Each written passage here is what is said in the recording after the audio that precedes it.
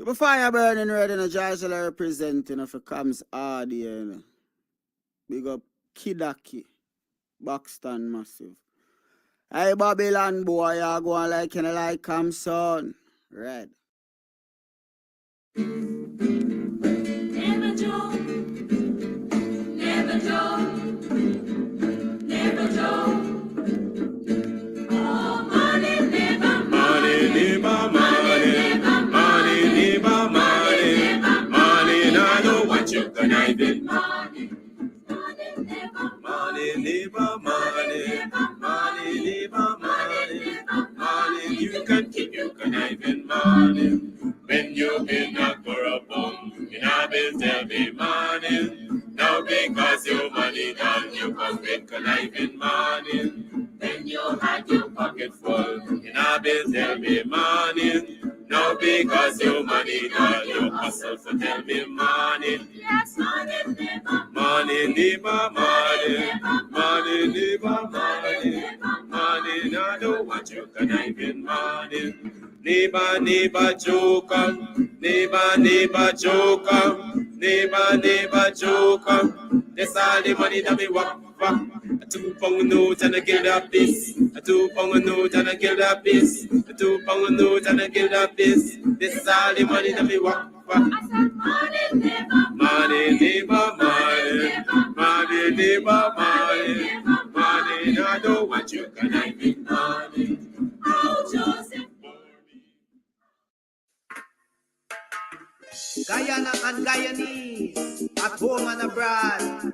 Tune in to Guyanese Morning Time, hosted by Kadaki Amsterdam, where the sun always shines. Guyanese Morning Time, the people call it Guyanese Morning Time.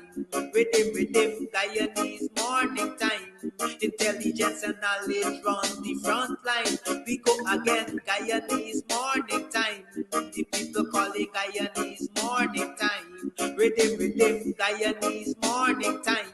Intelligence and knowledge run the front line. We go again. We rise up early morning watching Comes TV, where wisdom and knowledge, yes, it is the key. Exposing corruption over land and sea, where the wicked politician they try to trick me. Guyana is a land for everybody. With 6 races should live in harmony. Is one set of people getting aisle money. Is one set of people doing the thievery. PPP, Guyanese Morning Time. The people calling Guyanese Morning Time. Rhythm, Guyanese Morning Time. Intelligence and knowledge run the front line. We go again, Guyanese Morning Time. The people calling Guyanese Morning Time. Rhythm, Guyanese Morning Time. Intelligence and knowledge run the front line. We go again. This is a program that you all can see. Sharing your views and your integrity. Like it, comment and share it all around. Pass it to your neighbor, safe and sound. A sad situation going on in this town. The voice of the people is getting trampled down. Out of the mouths of babes and sucklings, which has ordained me to sing. I sing Guyanese Morning Time. The people calling Guyanese Morning Time. Rhythm, Guyanese Morning Time. Intelligence and knowledge run the front line. We go again, Guyanese Morning Time. The people calling Guyanese Morning Time. Rhythm, Guyanese Morning Time. Intelligence and knowledge run the front line. We go again, fooling the people. You're promoting evil. PPP, stop lying to the people. You are a part of the cycle. PPP, stop fooling people. You're promoting evil. PPP, stop lying to the people. You are a part of the cycle. I say, Guyanese Morning Time. The people calling Guyanese Morning Time. Rhythm, Guyanese Morning Time. Intelligence and knowledge run the front line. We go again, Guyanese Morning Time. The people calling Guyanese Morning Time. Rhythm, Guyanese Morning Time.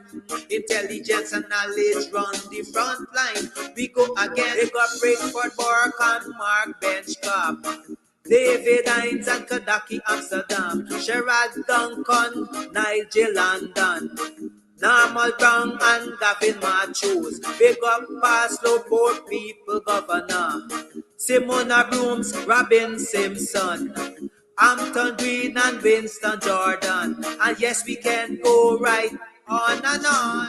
Guyanese morning time, the people calling Guyanese morning time. Rhythm, Guyanese morning time. Intelligence and knowledge run the front line. We go again, Guyanese morning time. The people calling Guyanese morning time. Rhythm, Guyanese morning time. Intelligence and knowledge run the front line. We go again.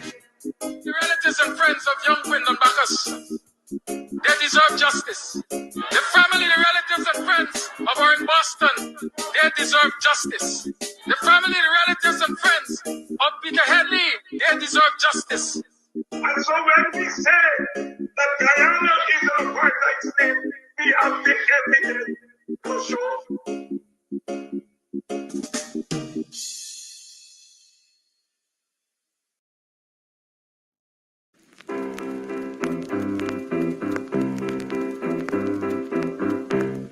Hey fans, it's karaoke and oldies night this and every Thursday at Club Twilight Sideline Dam, Buxton.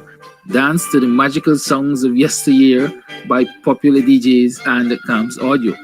Admission is free. Come out, let's make memories at Club Twilight Sideline Dam, Buxton North.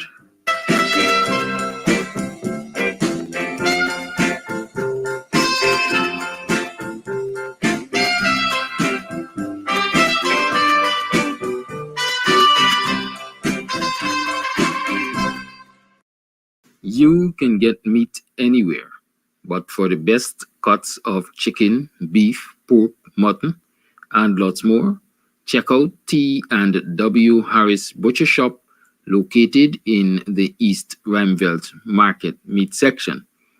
Call us on 609-7168, 641-4494. Ask for Rastaman. T&W Harris Butcher Shop, for the best in fresh cut meats and lots more. Comes out your son. You burn the swine when I want you shine. The tree of life, them I want you climb, cause them heart no kind. Comes, I say them heart no kind. Buxton Massive, Kidaki, Red Hat. Solidarity forever. The Guyana Trades Union Congress presents May Day Activities 2024. The theme for this year is galvanizing and mobilizing for workers' empowerment and equal share of the oil wealth. The May Day activities will start with the wreath-laying ceremony on Sunday, April 28, 2024, 4 p.m. at the forecourt of the Parliament building next to the Hubert Nathaniel Critchlow's Monument. Speakers will be Miss Indira Thakurdin of the Guyana Public Service Union, Miss Mariska Williams, First Vice President of the Guyana Teachers Union, Miss Mahalai McCalmont, Vice President for Education of the Guyana Trades Union Congress, Miss Kimberly Porter, President of the Guyana Local Government Officers Union. Chairperson and speaker is Miss Giselle Nelson, President of the Guyana Postal and Telecommunication Workers Union. Then on Wednesday, May 1st, it's Labor Day, and all road leads to the parade ground on Middle Street for our May Day March, as we chant, raising our voices with our flags and banners against the modern-day oppressors for labor rights and better wages within the public and private sectors. We will end our march on the grounds of the Guyana Teachers Union playfield as we assemble in rally form to listen to addresses from our labor leaders like GTUC President Mr. Norris Witter, GTU President Dr. Mark Light, and GTUC General Secretary Mr. Lincoln Lewis. So mark the dates and come out in your labor colors, and let's raise our voices against that modern-day colonial masters, as we say no to modern-day slavery under the PPP'S government, and yes to better wages, the rule of law, and full submission to the Constitution of Guyana. Solidarity forever. See you there. But without our brain and muscle, not a single wheel can turn. That is it. Because the PNCR, big fundraising bingo. Finally, nobody gonna ask me or molest me for no money. Kind of a bark. On the 26th of May, I say we there, Congress Place. Get your bingo tickets now. Hosted by Chevy, the bingo boss. And it's only $6,000 per ticket, you know. 20 straight game at $100,000 per game. 3-letter game that $200,000 for a game. And hey, I said we got 3 cover all at $1 million. It's 26th of May. I got to be there because you know what? I like my sap, and my sap will be sapping.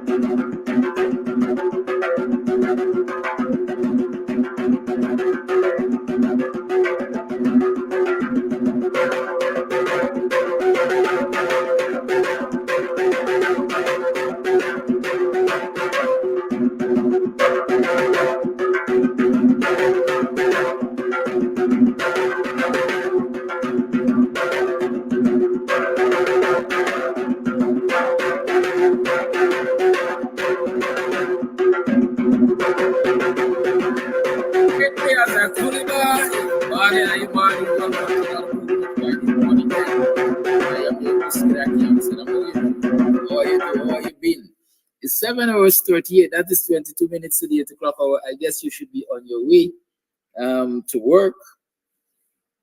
I wish you a safe commute. And I pray that there is no road rage. I pray that you don't get frustrated traveling to work. Right?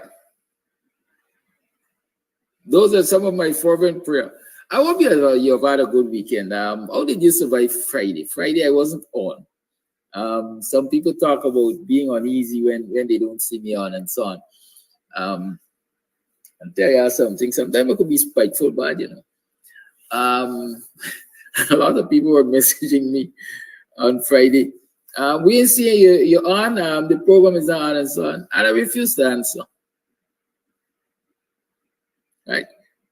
Even when I was in the classroom, and I found that students weren't paying attention, and then they come and they ask me, I used to watch them like me, I didn't do it. So I watched some of them text messages and say, well, like you didn't look at the program all the time. Or you didn't even say I won't be on all the time. Or sometimes, like you just want to harass me or what. Give me stars, have a little peace today, you know.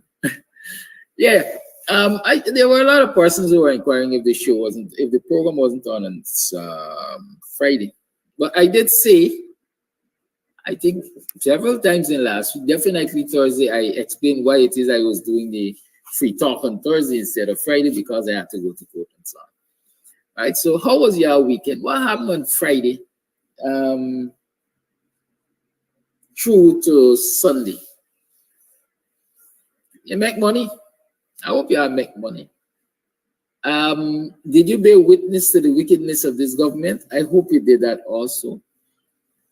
Have you recommitted yourself to this struggle and say, well, you know, I've seen enough. I've seen more than enough, quite frankly.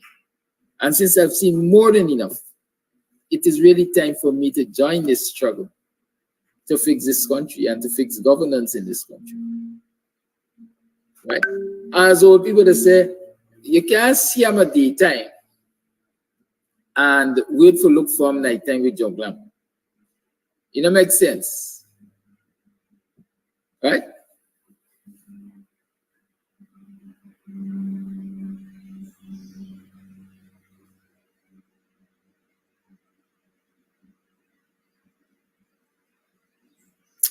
Listen, morning, sir. Y'all don't give me them kind of justification that.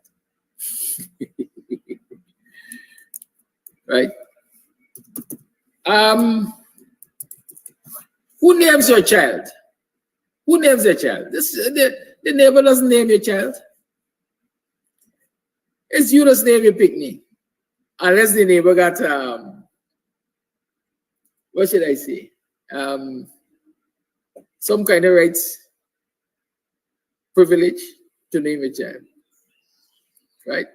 Anyhow, I don't know why I went there. What was I saying? Oh, yeah, what people say you can't see them at daylight and then wait for night to look for a job, man.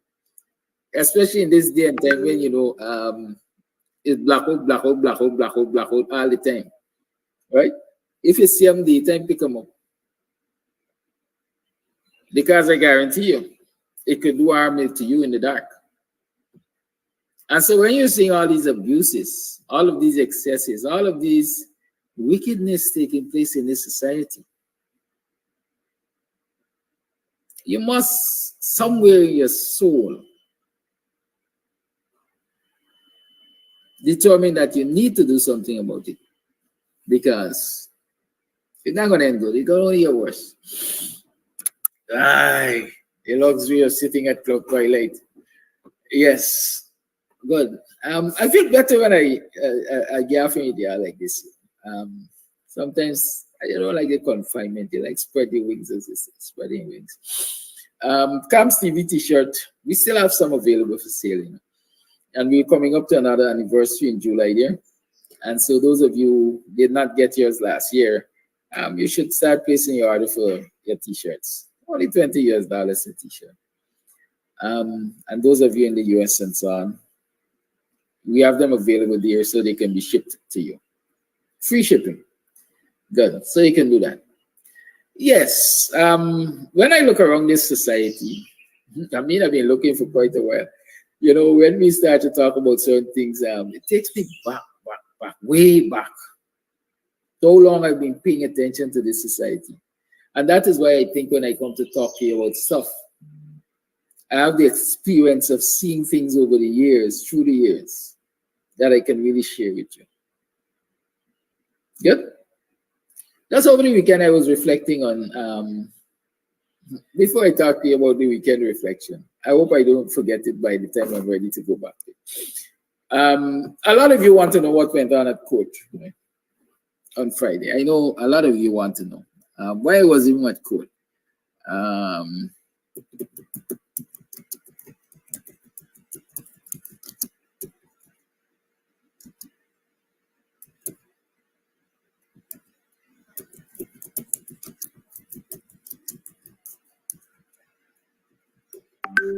Yes.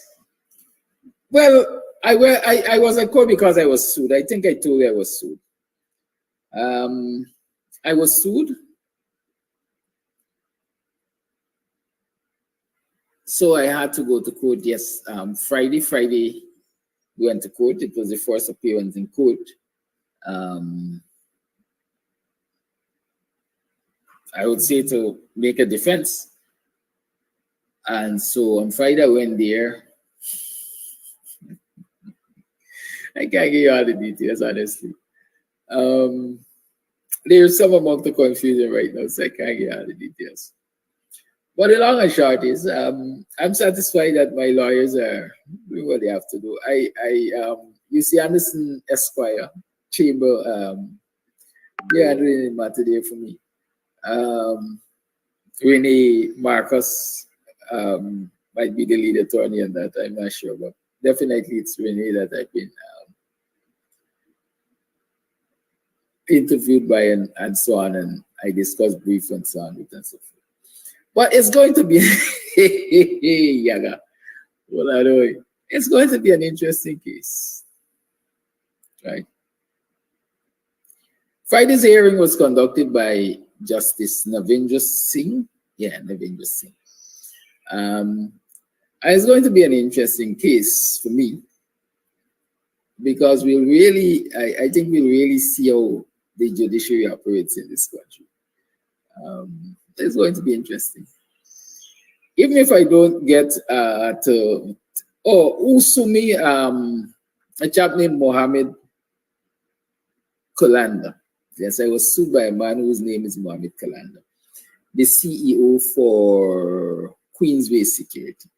At least that is what the statement of claim says. Good. I was willing to read the statement of claim for you people to have a good idea of what is happening. But my attorney suggested that I don't even touch it in terms of sharing it with the public and so on. Because it might result in information that is in the statement of claim will result in a repeat, right, of what I was sued over. So they say play it safe. Don't even read it. Don't share it with you guys, right? So I was sued by Mohammed Kalanda, CEO of Queensway Security. That's all. It's in relation to utterances made regarding that Tobago oil spill and so on and so forth. But as time goes by, I guess the case got to come to an end at some point in time. And we'll discuss it. We'll discuss it. But again, my power of observation, this is going to be fun. It's going to be fun. Fun not in a funny way, but fun in a way that can expose or will expose a lot of things, a lot of people, a lot of attitudes, a lot of relationships and so on. But take it for that. Let's move on with that. So you know why I was a quote. And the long and short is, he survived. We'll find another day. We'll live to fight another day. In this society, a lot of people, I think a lot of processes and so on in this society are abused.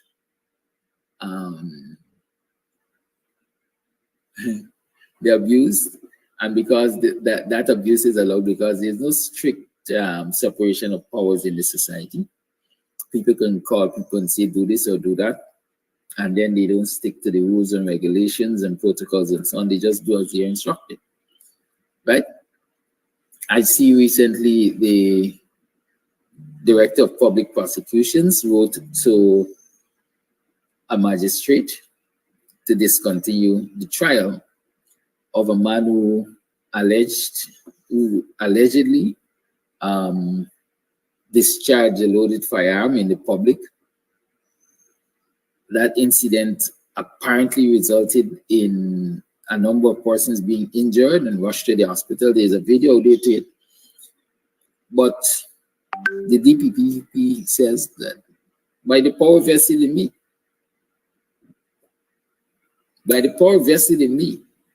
you have to discontinue this trial. That's all, you know. No other explanation, no other justification, just, hey, I got the power to tell you discontinue the trial, and I'm saying discontinue the trial. It's like we used to say, as the boss, when I said jump, don't ask why, ask how high must I jump? And that is the society we live in. People don't question things. The authorities behave as though only they have a right to know. They don't owe Guyanese any explanation. And so we have seen a pattern, like I said, I've been observing for quite a while. We have seen a pattern of the DPP stepping in and discontinuing trials over a long period of time in this country. But I remember when it was the Bisram case, I hope I got the name right, Bisram, the overseas-based Guyanese that was accused of, organizing the murder, the demise of Aboriginal youth. According to the story, it happened because of homosexual approaches and refusals and so on. I guess y'all remember the story. The DPP in this instance had written to the magistrate to continue the trial, right? Because I think the magistrate had discontinued the trial for the lack of evidence, etc. But the DPP had instructed that the matter be continued and so on. And that matter ended up at the CCJ, as far as I remember. And the CCJ, in its ruling, did say that, hey, this DPP got too much power. This DPP should not be allowed the freedom to behave like God, as my interpretation, to do these things. But here again in 2024, and 2024 will be several years after that DPP, CCJ decision, we still have a DPP that is writing and saying discontinue the trial. Charges person, discontinue this trial, do that. You see, when you give an individual, any person, that boundless authority, as I would call it, then you're opening yourself up for chaos. Justice could be for sale. Justice could be for sale. Maybe freedom goes to the highest bidder. Because if the evidence out there is saying that this event took place, the police investigated and the police have charged, and the case is now before the courts, it is for the courts to determine whether or not there is sufficient evidence to convict or insufficient evidence on which they will dismiss. Really and truly, what logical reason, except if one were to be provided by the DPP, except that the DPP say the law allows me to do it, so I can do it? What logical reason can there be for such an action? Right? But this man why run me program, you know. Must come and join me in the mornings that we do this program together. Good morning. Morning, Kadaki. Good morning to your viewers, listeners, everybody. And I heard that you guys did a good job this last Thursday karaoke there at your club. And I hope and I call on people to continue to go out and support your business in every way. Having said that, two things I wish to bring to your attention. One, you mentioned earlier that there's a song by that individual singing the Kulibai dance, and that you attempted, I assume, to use that as a justification for the usage of such a word. That when we equate that to the N-word in America, where individuals of African descent feel comfortable calling each other such, it becomes uncomfortable and unacceptable when another person from another race says, hey, the N-word to you. I think I see that being applicable to the same as using the C word in Guyana.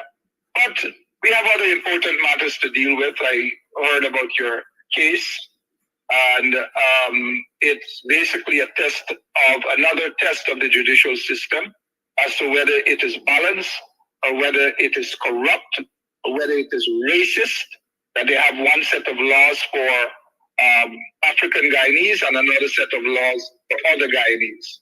However, you have mentioned the powers of the Director of Public Prosecution. That power has been around for quite some time. It is vested in her office, to the Constitution that gives her that power, and it is called null pros. The DPP's office has that power to null pros a case, to come out and say, 1 second, Kadaki. Our son, have a great day. Right? Love you. Yeah, Kadaki. The PPP has that power to null pros a case, to stop a case even in the midst of a preliminary inquiry. Is it justifiable? Is it legal? Yes, it's legal. And one of the things that you've mentioned is, what's the cause? You just can't say, I stopped this trial, I stopped this case, withdraw all charges against the individual. At least there must be some sort of explanation. And you are correct. They seem to believe that they have no explanation to the public. Just say, I no longer wish to proceed in this matter, and that's it.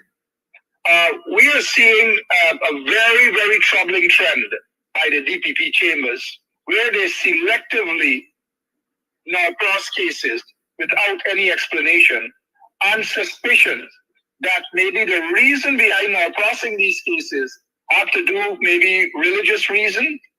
It is said that alleged that the individual whose case was now crossed recently by the DPP chambers is connected to the CIOG. However true that is, we don't know. They're going to have to address that issue. However, the selective way of withdrawing these cases is highly suspicious, and the DPP chambers need to desist from doing that. The other thing that they also like to do is to reinstitute charges against individuals, such as what happened to David Patterson and quite a few others. Now, that is illegal. The DPP chambers cannot reinstitute charges against an individual whose charges was dismissed. Charges were dismissed. It has to be done via the High Court, where the DPP chambers need to apply to the High Court and state reasons why they need to reinstitute the charges that were dismissed. So it's a lot of jiggery-pokery that's going on with the judicial system in Guyana, and it needs to be addressed forthwith. I wish you good luck in that case. Suddenly, the case as it pertains to the fuel, the allegations of smuggling of fuel from wherever, and the fuel spill in Tobago, it is ironic how the PPP regime is so quiet on the issue. Leads us to believe that there is a lot that these PPP people are covering up in that massive corruption of fuel smuggling. Thank you, Kadaki. Have a good day. And to all of your listeners, including Rhonda Lane and my good friend, Flash Garden, have a good day, Kadaki. Morning. Thank you for your call. I'll go back to what Mark said about that name calling story. Yes, so I'm saying these people offer us no explanation for their actions, and none can be demanded, because the systems that have been put in place for demanding information is again controlled by them. I'm talking about, you're supposed to have an information czar in the person of Charles Ramsey Sr. And Senior is very senior. We're not talking about senior counsel, so we're talking about age, old age. Very old Mr. Ramsey is in charge of, I was about to ask a question, but lest I be accused of being discriminatory because of people's age and so on, I will not ask that question. I'm not a medical person, so I can't pronounce on anybody's senility and so on and so forth. But sometimes, you know, as you age, our mental capacity diminishes. I don't know when last I've seen Mr. Ramsey in public. I don't know what's his mental state. I don't know what's his health state and so on and so forth. But these are investigations that we in society must do to determine whether or not our monies are being spent appropriately. Because this is a man who gets multi-million-dollar salary, as the informations are. Yet several requests to his quote-unquote office for information have turned up empty-handed. He never produced one byte or one bit of data to anybody who requested information. Right? And so you can't go through him. There's just a wall of silence in this society when it comes to officialdom. They just do. And the citizens are expected to accept that they just do. They don't know why it is done. Right? For example, the first we heard of a powerboat coming to alleviate the situation in Ghana is when the powerboat was perhaps on its way already, because given the traveling time, given the arrival time, from the announcement to the arrival, you know that unless that powerboat was somewhere close by, get to Ghana in that short space of time. And so that must have been an arrangement that was way ahead, made long before the announcement. Right? And so we got to, those are things that we're supposed to question. Every society, a government gets the right to say, well, okay, we're going to do this as a solution, but the citizens don't get the opportunity to understand the total cost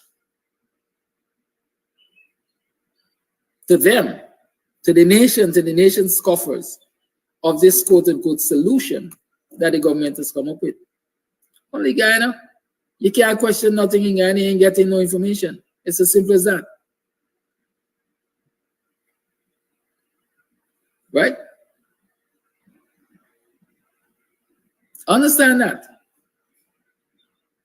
And so we live in a society that reports that we are unaccountable. And when you're allowed to be unaccountable, then Jano, you do as you like, when you like, how you like. And that is the society we live in. And people are selective when they try to tell you that they are going to be accountable to you. Let me give you two examples. Recently, following the ruling of Justice Samuel Kisun,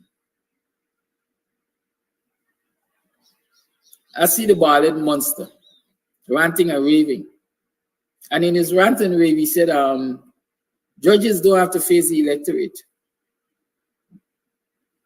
We politicians have to face the electorate every 5 years. So we have to be accountable to them.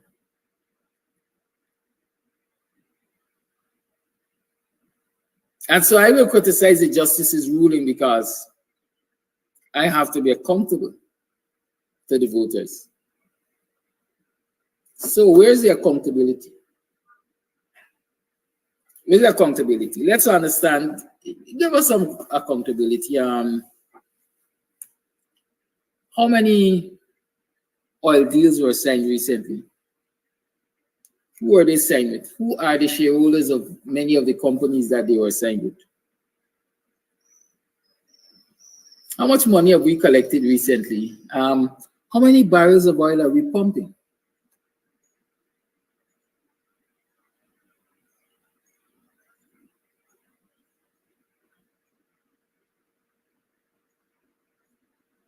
How did the government arrive at who will be the beneficiaries of the cash grant that people have to buy barbecue tickets or hot dog tickets to get? How was critics offered, granted a multi-billion-dollar contract and nobody is held accountable for their failings to follow the procurement laws and rules and so on? Is that being accountable? I don't see any accountability there.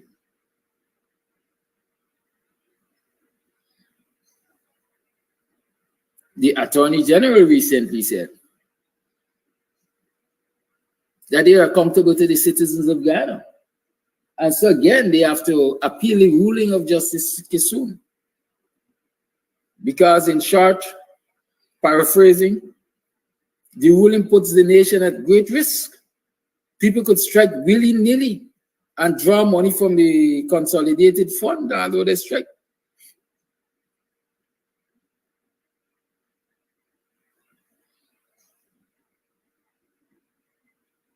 Shows the accountability or the respect for accountability. When the courts have ruled, the courts that are supposed to be the guardians of the Guyanese citizens' right, that this is what the citizens are entitled to. This is their right. Respect their right. Or you being accountable when you go into court to challenge that ruling or that right of the citizens. But you know why that can happen and continues to happen? The citizens themselves are not standing up and demanding their rights. They're not doing it. It comes in many instances, I like to say, from a position of ignorance. People don't know.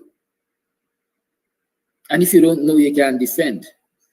For example, during the period of strike, policemen were sent to schools to collect data.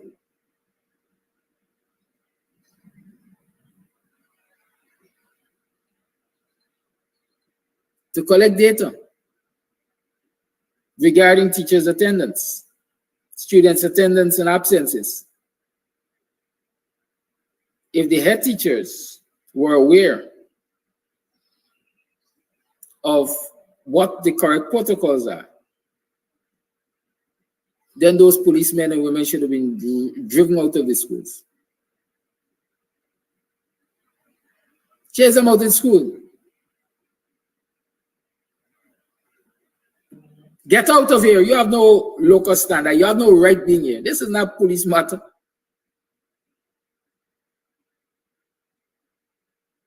But no, teachers were bending backwards, sideways, and all kinds of, as they say, the guy said, this side, that side, yeah, so, to provide that information to police, sent by the Ministry of Education. Central police are employed by the Ministry of Education as school inspectors.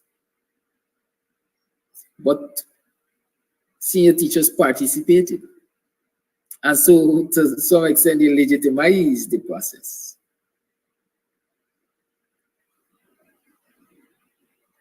But if you had known or when you know, then you do the right thing. You tell them, no, no, no, this doesn't concern you.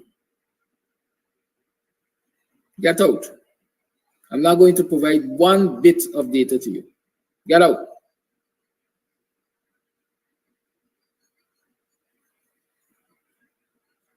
When a citizen goes to a public meeting, like in the Neighborhood Democratic Council, where public officials are officiating, and because they disagree with you, they could tell you, get out of the meeting. And you're prepared to walk out of the meeting. It's because of ignorance, you don't understand what your rights are. When a policeman could come and tell somebody attending a public meeting like the NDC meeting, NDC statutory meeting, that he or she must remove from the meeting because the councillors say they are uncomfortable with that person at the meeting. That's ignorance on the part of the policeman. He doesn't know what his roles are. Was there a breach of the peace? Was a crime being committed? That is when the police gets involved. But something as basic as that, the police doesn't know. When a senior policeman takes other ranks of the police force and sends them to manicure his lawns, maintain his property, cleans his fence, repaints it as part of the police function because it's being done on police working time. And they go and do all of that. It's because of ignorance. They don't know that no policeman, no senior police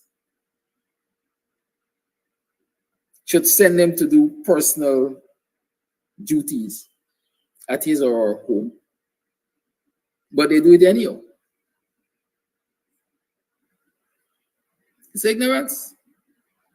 Or is it a lack of spine? And can it happen because number one, there's no real separation of powers, and number two, the different arms of government are not functioning the way they expect it to function. It can happen because if that policeman refuses that instruction, then he or she gets punished vindictively and doesn't have any place to turn. Like in the US, I think you got internal affairs. In Guyana, we're supposed to get a police complaints authority. And so you find a situation where these agencies don't work with alacrity. They don't work with fairness because everybody knows somebody. And the people who are working at the police complaints authority are friends with the people who are managing the police force. And so they protect their friends. So the ordinary rank doesn't have any justice to get should he refuse that instruction and gets punished vindictively.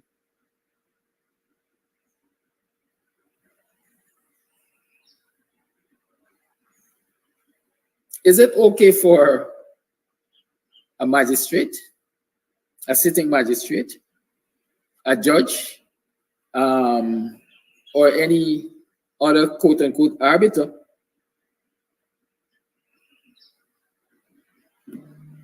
to be having lengthy conversations in public or in private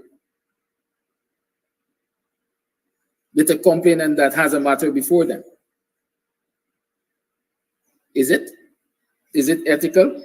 Mark raised the question of legality. The DPP has the right because the law says that the DPP can null pros. It's legal, but is it ethical?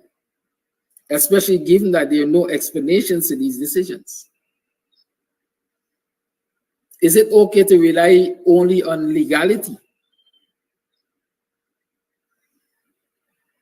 There are lots of things that are in the books that are legal, but when we turn to the ethics,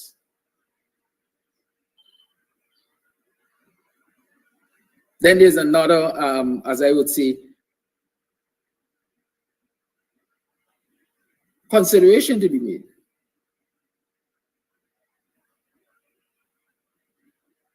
But how do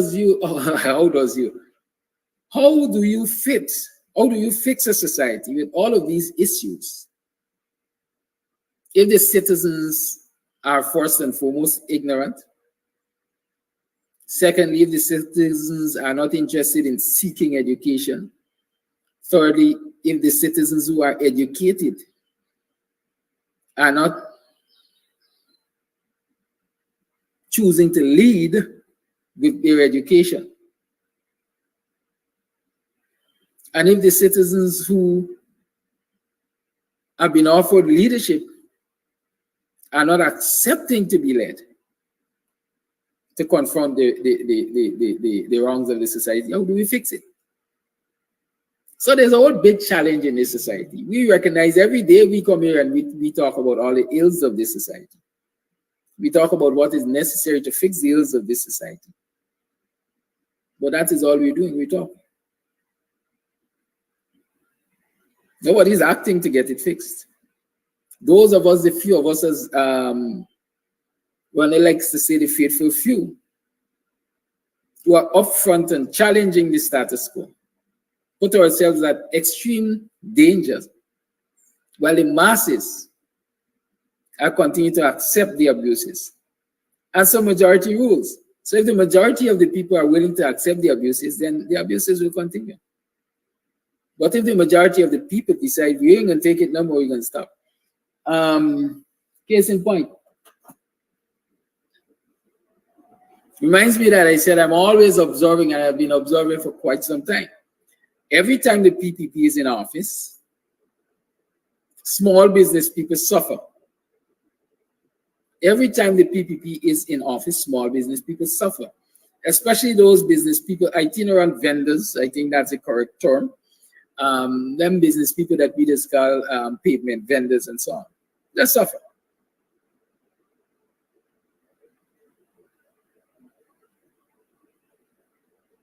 In the last several weeks,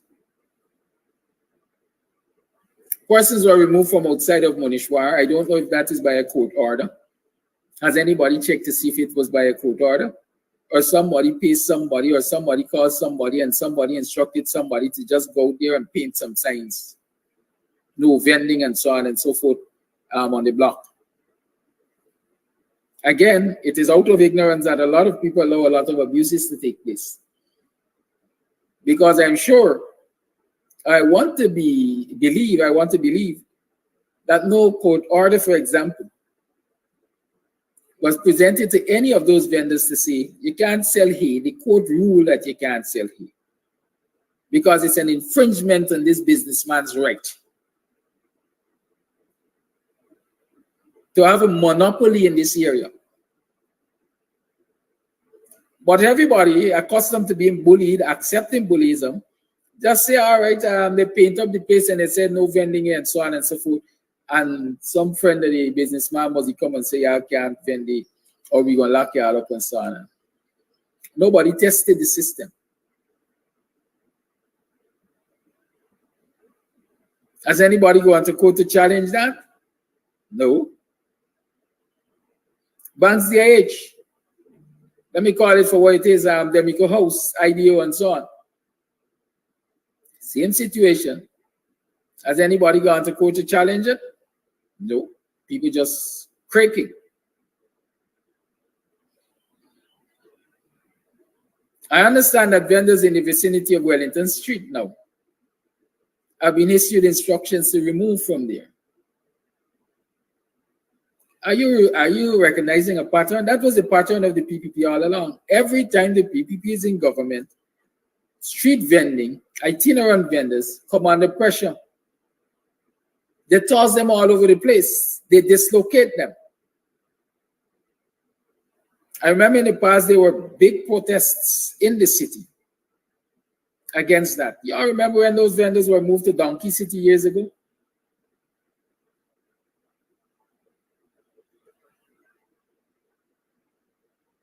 So a lot of business people are being displaced. Well, we would have spoken about those on the seawall already. My information is this. A few days before the instruction, and I want you to pay note to this, and this is somebody that is in the know that I got this information from. A few days before the instruction came to remove the vendors, workers, legitimate workers from the same ministry were sent out there to regularize the situation with GD. They went out there, they spoke with vendors, they had agreements with vendors, the situation was regularized. Within 72 hours of that, another instruction came from somebody out of the ministry, move them. Let me just meander a little on that. Move them. A lot of you tell me, or a lot of the PPP representatives say, the PPP is a multi-ethnic government and so on, and they got black ministers and so on in power. They got black ministers in office, but without power.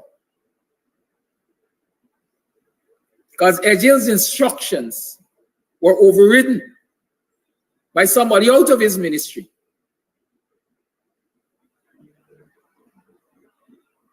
So the instructions that came is remove them. Don't regularize them, remove them. Just see that.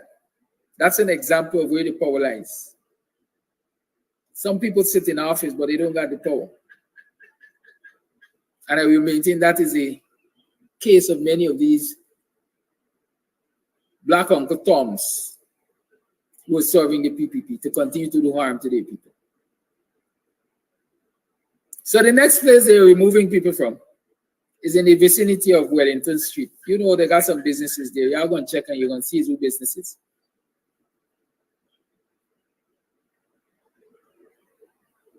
But you know what they're not doing? The big business people in the city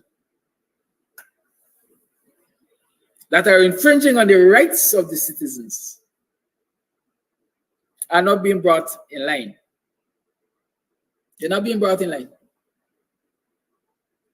I was looking for a photograph, but in this instance, I will tell you my story without a photograph. because I know many of you will walk and you will see it for yourself. Charlotte Street.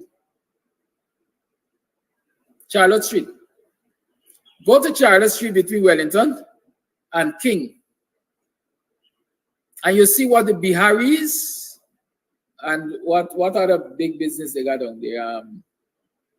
I don't know if that is still the Mings. But mostly the Biharis. See what the Biharis do to the pavement. As a youngster growing up, and even as a big man, as an adult, I always knew the pavement was reserved for pedestrians. You couldn't ride on the pavement. A policeman saw you riding on the pavement, he's likely to collect you on your bicycle and you could get locked up. The pavement was reserved for pedestrians. Go and see what the pavement is. Starting from the corner of Wellington Street.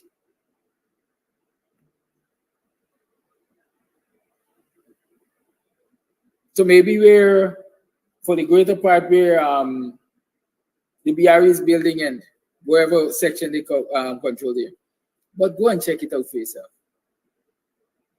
When you get in the vicinity of BRE, make up your mind that you got to walk off the pavement onto the road. Because all of their commercial vehicles are parked on the pavement, mere inches away from the wall of their building. And so pedestrians don't get to use that pavement. I'm sure I'm going to find the photograph, but I didn't have enough time to find it this morning. But nobody is saying to the BREs, you can't park like that. You have to leave the pavement for pedestrians. Nobody, the traffic department, is not upholding the laws. They're not charging the BREs for encumbering the pavement. But you park with one wheel outside of the white line and they charge you for obstructing traffic. Go along Robb Street in the vicinity of Freedom House, and you will see every day, all day, the traffic madness, this disregard for the bylaws, the traffic bylaws. No diagonal parking, check in front of Freedom House. Nobody is saying, yeah, y'all in government and y'all gotta lead by example.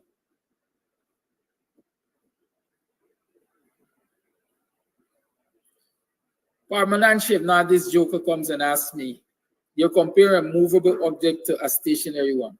What is a movable object versus a stationary one? Tell me. I want to know what exactly you're talking about. Because a vehicle parked on the pavement by BRE is movable. But so long as it is parked, it is stationary. The people who are vending along Regent Street, so long as their vending is stationary. But at the end of the day, when they pack up and leave, it has been moved, it's movable.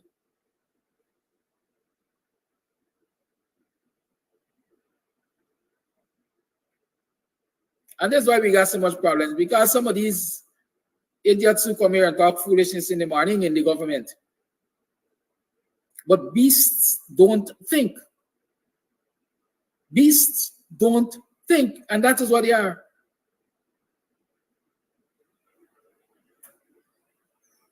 I can continue to walk through the city and I will continue to point out big businesses in the city preventing ordinary citizens from finding suitable parking because every day they encumber parking spots. They put garbage bins, they put old furniture, they put no parking signs, all kinds of things they put on the parapet of the roads where people ordinarily should be able to just pull off and park. But the police, the traffic department doesn't go and tell them that you're not allowed to do this. Your property ends outside the front door. It doesn't extend to the road, to the parapet. The parapet is government owned, it's citizen zone. And so you can't block it off and prevent people from parking. If it is available for you to park, you park. If a citizen has occupied it, so be it. You should have had your own parking lot as a business. But no, the ordinary man, the working poor, the small man, is policed and over-policed and abused on a daily. But the moneyed class, they get to do as they wish, when they wish.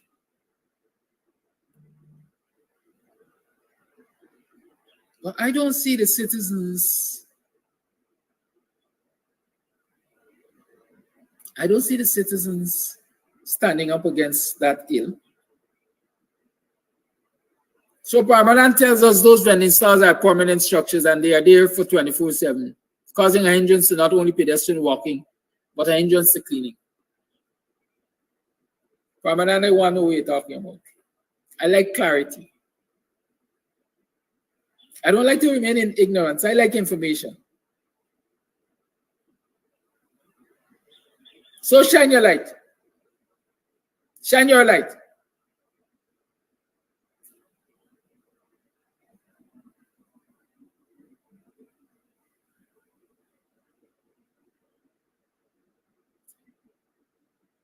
The very business places that are challenging citizens to remove from vending on the pavement and so on. Go and check on a daily where they display their commodities. Where they display their commodities. If you're saying there should be no pavement vending, because pavement vending encumbers and so on and so forth, what are business people doing with display racks and so on outside of their stores? Aren't they contributing to the same encumbrance?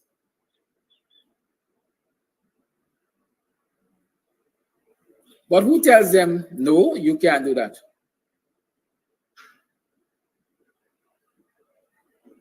I'm going to close this discussion by playing some songs to you. I will give you the, well, I don't even have to give you the dates. I don't think I have to give you the dates because the dates are likely in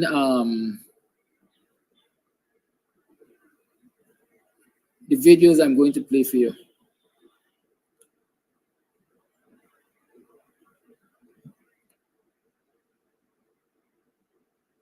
I will start with this one.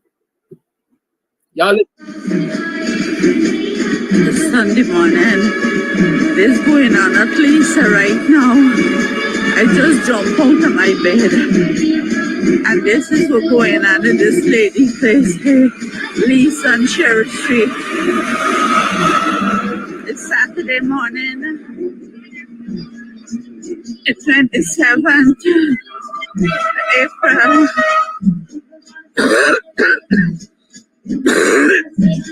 I'm feeling well. I was getting shaking. And this is what this lady doing to us. She started earlier, now she started again. Right? Please, somebody help us. You see that video there? I didn't play the video. You heard the recording though. Because I would have to download and all of that to show you the video without exposing people's numbers. That video was sent to me at 4 minutes to 4 o'clock on the 27th of April. 4 minutes to 4 o'clock on the 27th of April, Saturday last. And those of you who've been following this program know that this has been ongoing for as long as this program was being done. And I'm sure before, but the residents, they found this program, Guyanese Morning Time, BUXTONIAN Morning Time, as an outlet. So they have been complaining for about 4 years or more. And I think it's about 4 years, so as long as the PPP was in office, because that wasn't happening under the coalition government. And nothing is being done about it. Absolutely nothing. So the authorities can tell you that you have to move stalls because the incumbents. The authorities could arrest me for the use of a loudale and say, I didn't get permission to use it. But the authorities can go and stop a business place. As a matter of fact, a roadside business place, as I understand it to be, from disturbing residents in what once was a residential neighborhood. Right? That's one video only. Like I said, that was Saturday last. It is 14 minutes past 3 a.m. in the morning, Sunday, the 28th of April, 2024. Extremely loud music on Cher Street. What I can't say if it is Lisa, because opposite Lisa there's a Spanish grill and the Spanish music is being played right now. So I really can't say who is making this loud music at this point in time. But my point is, every morning around this time, we are being disturbed. These are our waking hours.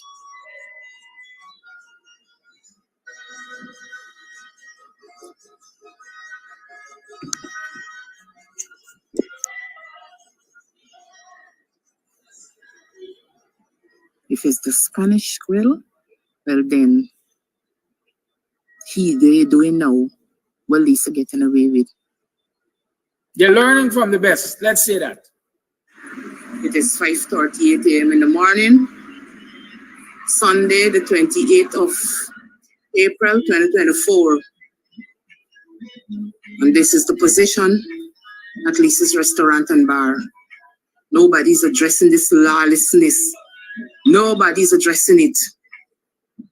We're being disturbed to the point of madness, and nobody's addressing it. I'm just making this a short video.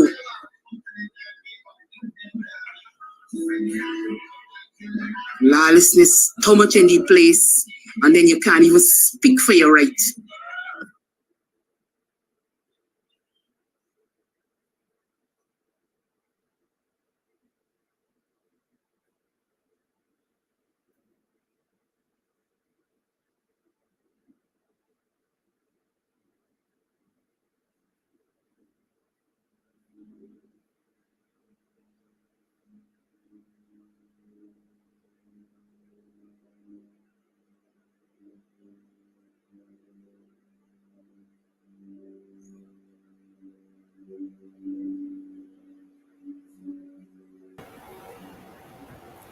Don't hold me back. Don't hold me.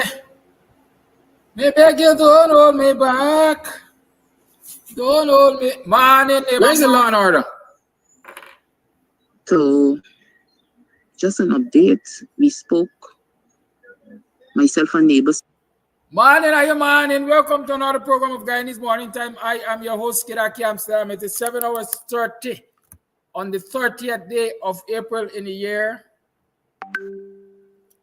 2024. I am your host. Welcome to another program of Guyanese Morning Time. I know you are wondering is why you're looking away or what I'm looking at. I'm looking into my phone. I'm looking for a photograph or video. You see me? I tell you, that's why I ain't afraid of nobody. I'm doing the Lord's work. That's what I do. That's why I ain't frighten nobody. Because I know that I was placed here to do a service to humanity, and that service I will continue to do. Morning, how was you last night, yesterday, and the day before? How did you sleep last night?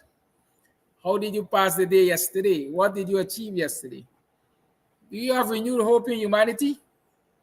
Do you have any hope in your government? Morning. I hope that y'all had some restful nights. Not a restful night, as a matter of fact. I hope you were productive yesterday and you've earned your keep. I hope you were given value for your labor. And if you weren't given value for your labor, I hope that you're going to demand the value for your labor in the near future. And I hope that the powers that be will grant you value for your labor henceforth. Those are some of my hopes. I don't know if I'm going to be waiting in vain, but I hope I won't be waiting in vain.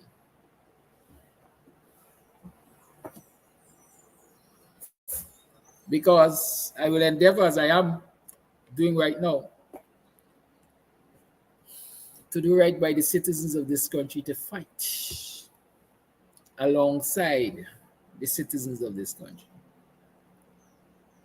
I got some things I got to address quickly. I see, I'm honored. I am honored. Thank you.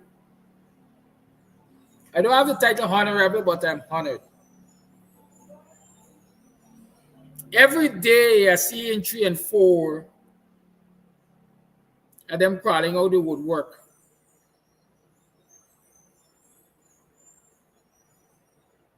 To come and challenge me on the things I say. But they don't challenge the things I say with facts. You know? Empirical evidence, as people say. They don't challenge the things I say with facts.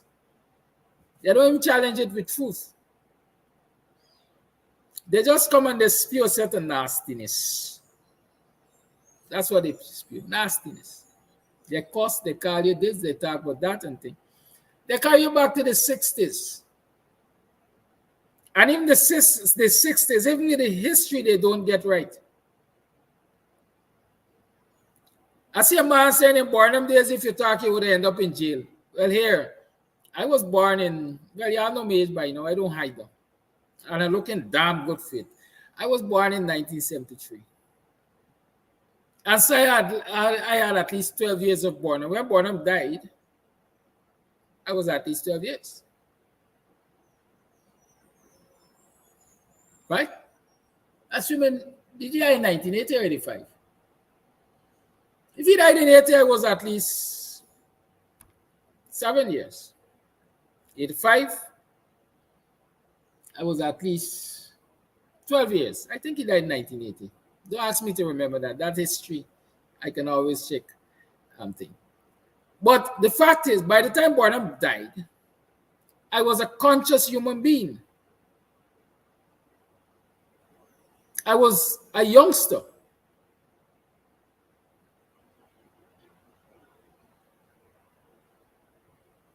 And so the likes of this clown that come here talking nonsense can't come and tell me Barnum this and Barnum there and Barnum the other. I lived for 12 years in Barnum time.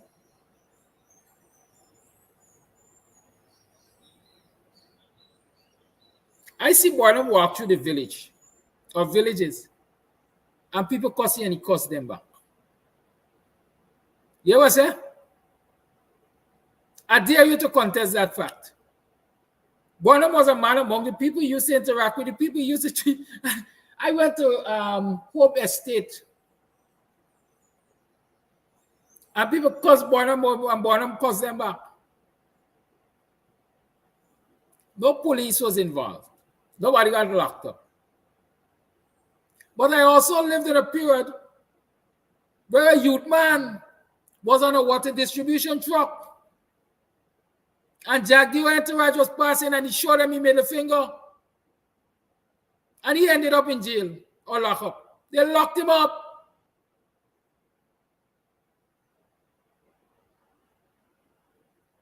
So when you all come here with this revisionist history, you all come right with it because folks like me, I might look like young, fresh, and green, but it's an old head you're talking to. It's not a clown.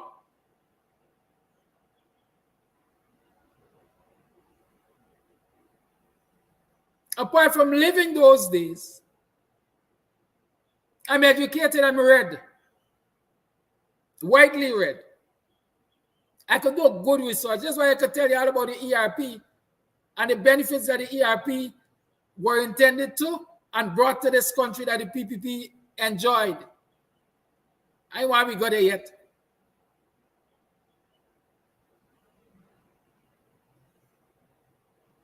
I did about long, I did upon this land long. I know what's going on. So don't come here with that foolishness. But I don't lock up anybody for talking. And I ain't a Burnham defender.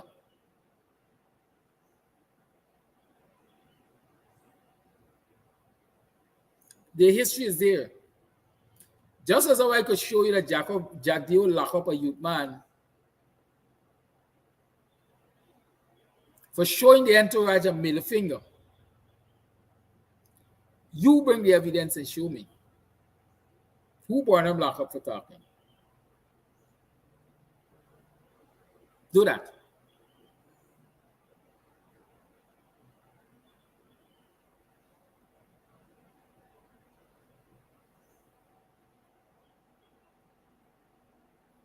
I know y'all just come for aggravate me, but I'm not usually aggravated by y'all. I'm amused by y'all ignorance and the expectation that y'all got that other people gonna fall prey to y'all ignorance. That is what happens to the PPP and their followers. The PPP could push all kind of crap down your throat and y'all swallow it hook, line, and sinker. Hook, line, and sinker.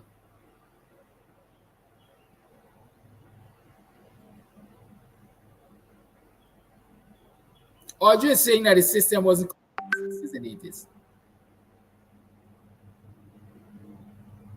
I dare to modify that statement.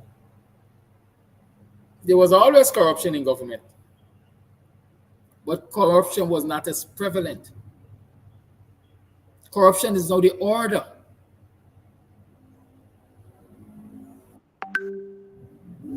The 60s and 80s corruption would have been the... Why are you calling me so early? Caller, how may I help you? Good morning, my blessed and wonderful brother. Once more, I like everything what you're saying. You just know what's going on. Hold for me. Give me a minute. Give me a minute. You know the calling time for the program? You know, I never really checked the time. Okay. 8 and 8:15 there about. Oh, I'm going to call back. I apologize for that. I'm call back. Thank you very much. Sorry about that, right? Thank you You're very most much. welcome, sir. Good. Corruption in the 80s would have been the 60s and 80s was like onto the exception. Corruption nowadays is the order. Ethics and honesty is the exception nowadays. Right? And let me explain this to you. Dr. David Hines, the other day we were talking on this program, we were talking about corruption and anti-corruption. And note, Dr. David Hines said one of the reasons Fabs Burnham and UC Guyanese fell out was because UC Guyanese got whispers that some people were being corrupt in the government, and he challenged. He raised it with Burnham, and Burnham put together, I think, an integrity commission or something that had to report to him. And Guyanese challenged him and said, who you going to report to? Something to the extent. Right? But Burnham took action against corruption in the same discussion that we had. Right? Dr. David Hines spoke of former Prime Minister and Mayor Hamilton Green and the sheet piling matter that went before Burnham. The outcome might not be what everybody wanted, but action was taken.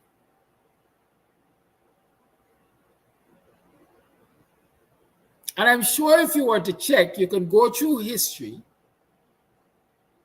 and you will recognize, I grew up hearing people say, Burnham say critique, but don't get catch. You know what I mean? It's a threat.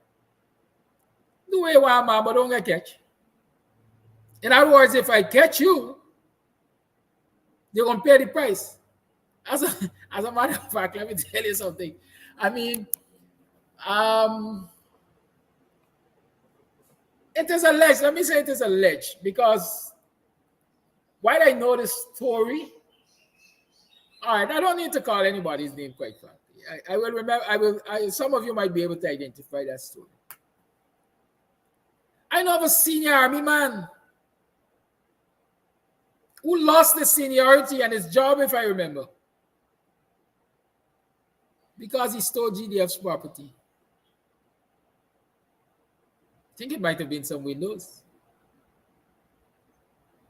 I think he might have been the store's man, and some windows went missing. So Burnham and, by extension, to some extent, the PNC, Desmond Knight, because Desmond Knight was the president after Burnham, they didn't encourage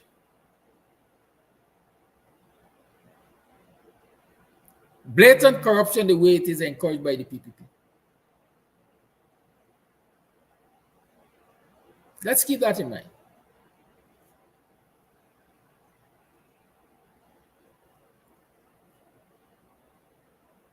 Sometimes it don't benefit you to engage some dunces, because Raphael Martin is one of those dunces. Therefore, you are saying, if you should get into government, you will be corrupt. Did I say that? I say corruption is always in government. Every government, and check across the world, there is always corruption in government. Check the US. Not so long ago, the US had to jail. No, they didn't jail him. Not so long ago, an Indo-Guyanese, let me be specific here, lost all of his retirement benefits because he was a federal worker in the transportation system, I think, and he was corrupt. He was corrupt. In the great US, as we like to say, they waited until the day or the week of his retirement, and then they dropped the charges and so on him. I think he had his family member's son employed as this unqualified and all of that. I remember the story MTA. These things that I tell you, you can go Google, you can do research, you can find it, slap dab right in your face. Corruption is always in government. The level of corruption,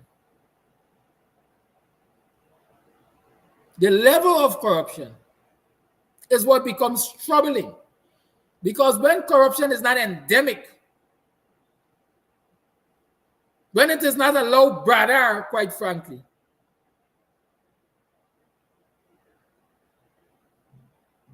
it can be tackled because people know that if they're caught, they will be dealt with connignly, as an example. But when everybody is involved in corruption, who is watching the watch, man? You're putting cat for watch milk. Who watching the cat? That's what we got happening in this country.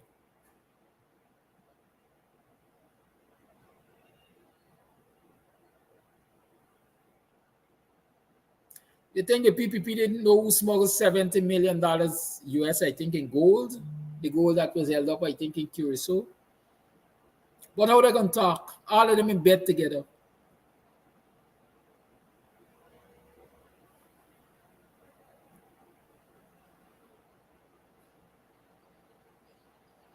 You think the senior ranks of the Guyana police force don't know who among them are corrupt? But how they going to talk? Because all of them in the same boat. Like your story. I tell your story. I ain't calling nobody name. I tell your story. There was a matter in the Guyana police force where a senior policeman learned that another senior policeman was sexually abusing trainee ranks of the Guyana police force, female trainee ranks of the Guyana police force. In other words, a senior officer who was responsible for training was demanding sexual favors from a lot of the females in order for them to get their just dues. That complaint was made to another senior officer. And when it was brought up in the presence of a third senior officer, he said, what are you talking about? Do you talking about this? Will you want to discipline this man for? are evidence that you just sex them too. That was the end of the matter. Because I guess, like Jesus said, he without sin cast the first stone. And when corruption is endemic, when corruption is as widespread and to some extent accepted by the government like this, all of them are sin.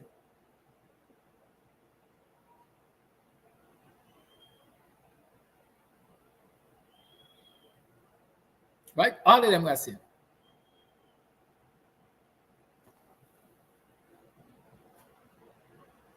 Somebody asked the topic. The topic is PPP's Putinesque behavior.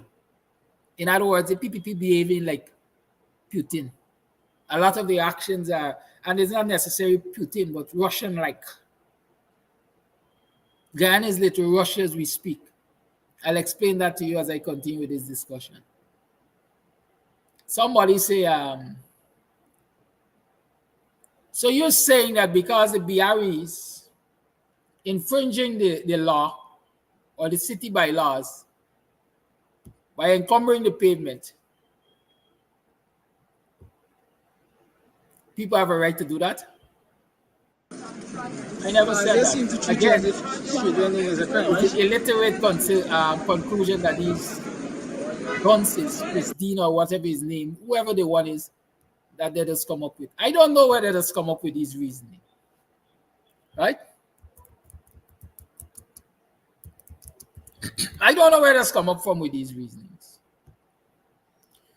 But like I said, many times when I answer these people, it's not because I think they value my time. I don't think they're worth my time, but it's a teachable moment. And when you get a teachable moment, take it. When you get a teachable moment, take it.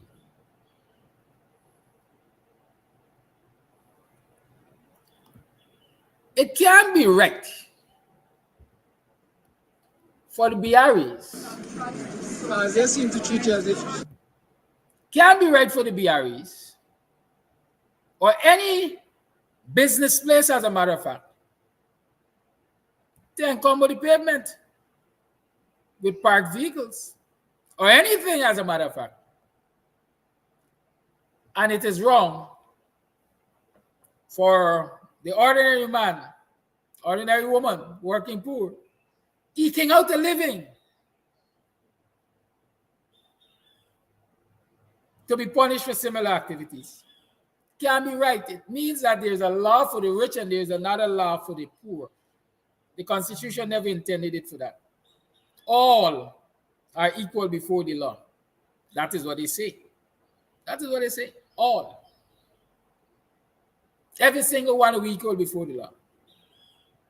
They say Lady Justice is blind. So Lady Justice is supposed to see rich and poor. But when you look at how the law is interpreted and how people are treated according to the law in this country by the jurists, you know that Lady Justice sees wealth and poverty. And so everybody is not equal before the law. How is it the policeman going to stop me, an ordinary man, and charge me because I parked diagonally on Rob Street? But they got 2 dozens of vehicles parked diagonally in front of Freedom House on Rob Street. And that policeman dare not go to any of them and hold them responsible.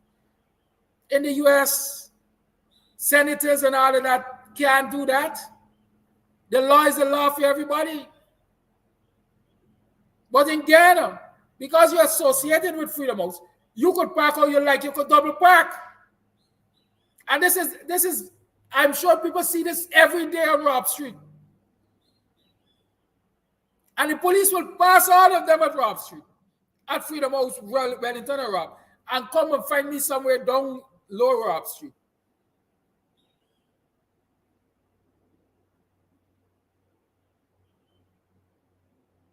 And charge me for the same thing that is happening in front of Freedom House. So the police, they are not impartial, are they? They are biased. They're political goons. But Christine wouldn't see that, would he? Because he is among those who benefit from the lawlessness. So you're crying out about pavement vending. And people mustn't vend on the pave. And people mustn't this and that. I don't necessarily believe people must vend on the pave. I believe if the markets are fixed and extended, these are modern days. A lot of the public infrastructure, public commercial spaces, government operated commercial spaces were built in a time when Ghana was a small economy. And so all these single level markets that we have,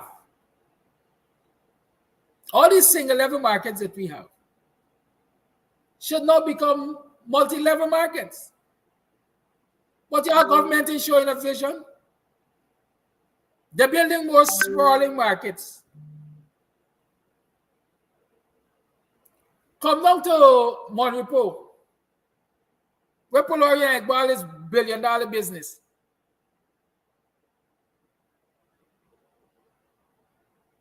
Raquel Jankel, I don't understand that statement. You have a tracking device on you. I know who you're talking to. Oh, I don't know. But be clear if you're talking to me. Yes. Come down to Monrepo, where Polorian Iqbal is $1 billion business. And you will see that this administration built a sprawling, as people say, spanking new market at Monrepo. But every Saturday and Sunday, vendors spill onto the main road. So much so to the extent that they have now decided that on Saturday and Sundays, once market is in progress, they're going to block vehicles from turning off the northern carriageway to the southern carriageway in the vicinity of the market. Go check it. These are not figments of my imagination. These are things that are happening. And so if you have an expanding economy and more people needing vending space and so on, if you're forward thinking, you will recognize we need to do more to accommodate these people. Why is it the government at some point in time could have gone in search of lands in Annandale to buy, to put the market there, because they thought they wanted to move the vendors off of the street? Annandale Main Road, Market Road as we call it. When they wanted to move the vendors from off the road corner, they were shopping around in Annandale for land to buy. It was a large plot of land, but they didn't want to pay the price. A private developer bought it. But I'm just saying to you, or I'm asking you, how is it they recognize the importance of providing a contingency for those vendors when they move them? But in other parts of the country, where the vendors are predominantly Afro-Guyanese, they don't see the need for a contingency. Just move them. Let them go unpunished. Let them eat grass. Huh? But you are upset when people pointing out these things.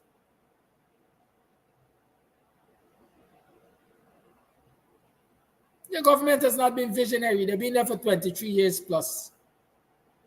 And they recognize the importance of upgrading markets. Instead, they spent 23 years plus they come now and still fighting City Hall.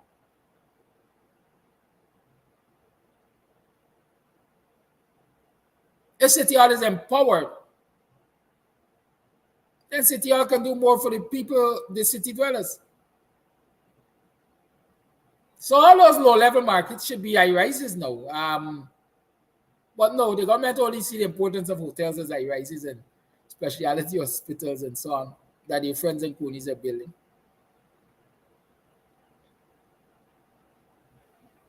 Right? If you all think street vending is so bad, Let me show y'all. A lot of you like go to the US. And y'all like talk about the US. And I must say again, I'm grateful, despite the fact that I was resistant. I didn't want to go to the US. I didn't want to leave what I was doing to go to the US. But thank God to the people them who insisted that I should go. It is going to help me a whole lot in my activism. Thank God. And thank God for my foresight. I didn't go to the US in line. I continued my activism there. I was gathering evidence to help Guyanese to recognize what's wrong with this country. This is the US. You see a photograph? It's street vending. It is street vending. Street vending is a crime, right?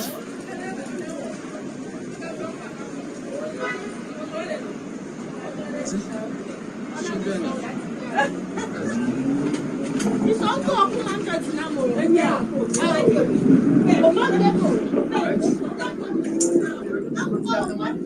got a good shot already. It's funny, you don't want people to send me that. Video them also. That's all right. Food stalls. Street vending all along the road, gosh. Where you going across? All right, good. I got you.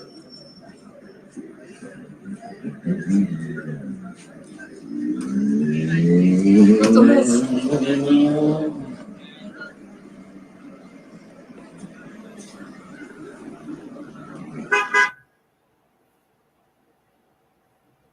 You see that? Street vending.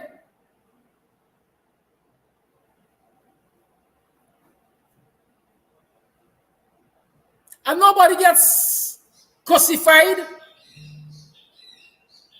because there are rules and the system works. So if street vending is supposed to shut down at 6 o'clock, street vending is shut down at 6 o'clock.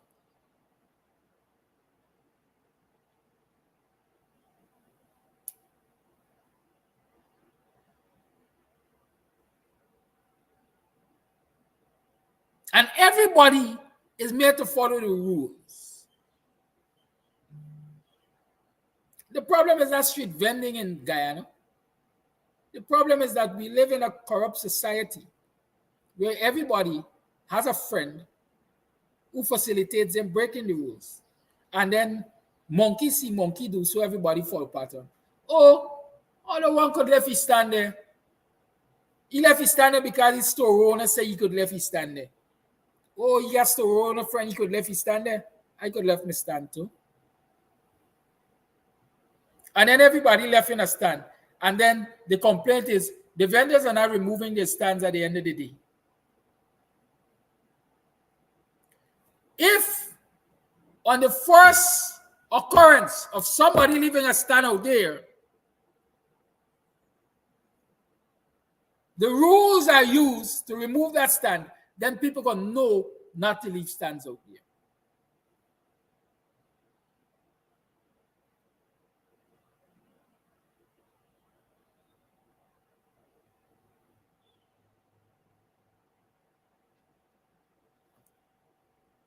But like Agile,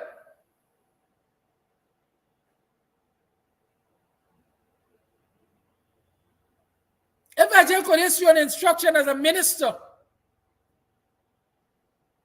and somebody goes over his head and causes him to rescind that instruction, other people can find other people to go over his head to rescind these instructions, and chaos going to develop. This is the problem we got. All is not equal on the eyes of the law. Lady justice in this country is blind. But then you blame the citizens. Again, this Don's asking me, you see anybody blocking up the pave? The first thing you got to recognize is, again, has to do with foresight. I showed you yesterday a street that was built where a car parked in the middle and even pedestrians can pass comfortably. There's a way to the street. I went in the village, I went in Friendship yesterday, I should have taken those photographs. I'll take them. I'll go and take them. The streets are so narrow that one vehicle sitting in the middle will prevent anything else from passing it. With 4 wheels, even 2 wheels, a bicycle might not be able to drive past a vehicle driving in the middle of it. But you know what? They mark that street and they mark the center. You know, streets usually got a center line, whether imaginary or other, to show the lanes. They mark it down the middle, and a vehicle cannot fit in any one of the lanes. That is what we have for infrastructure in this country. Now hear me. Why did I bring that up? Because the question is, did you see anybody encumbering the street? No. Why? Because the parapets are wide enough to keep them off the street. The pavements are wide enough to keep them off the street. In this country, we're building infrastructure, we're building streets, we're building roads, and they ain't even got a damn pavement for pedestrians. They ain't got pavement for pedestrians.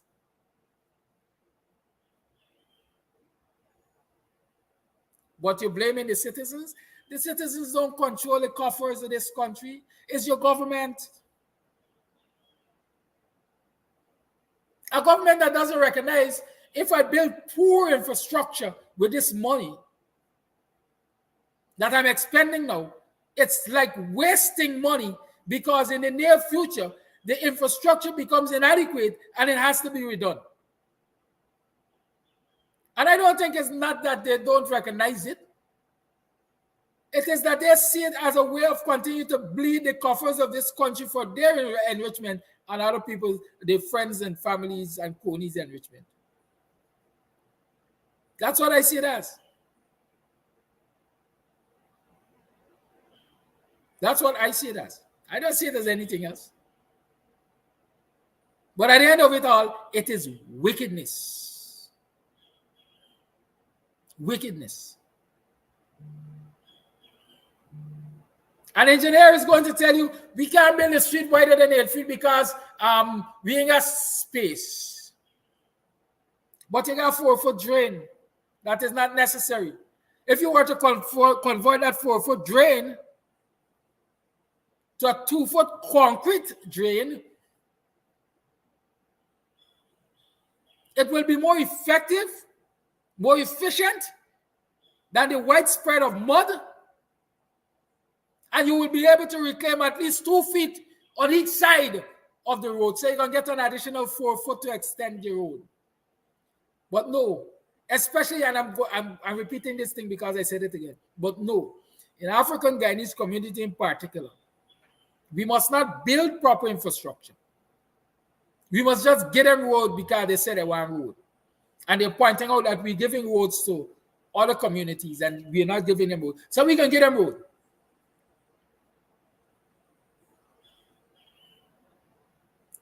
But years ago, and even now, and I'm going to tell you why I know even now. When the PPP was in government previously, they expended funds that were scarce at the time, quite frankly. And they concreted drains in Annandale. They never did concrete drains in Buxton. That's the kind of comparison I like to make. That is where the apartheid behavior is. Go to Borbis. You go into WIM. I went into WIM. You go into WIM and check WIM. And you're going to see WIM got concrete roads and concrete drains. So they know that if they create concrete drains, they're going to be able to reclaim some more of the land, and so they can build wider streets. Not that they don't know.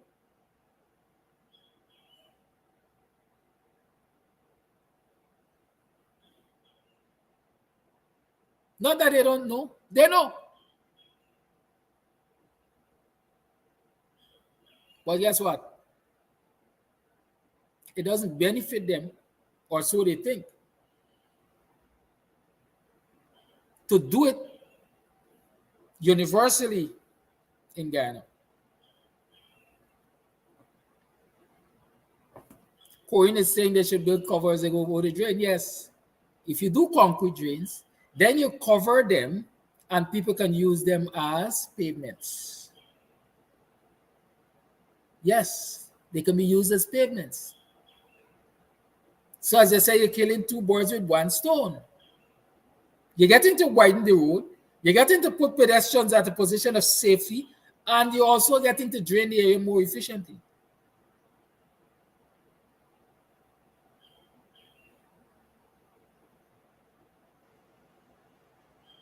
No? Beasts don't think.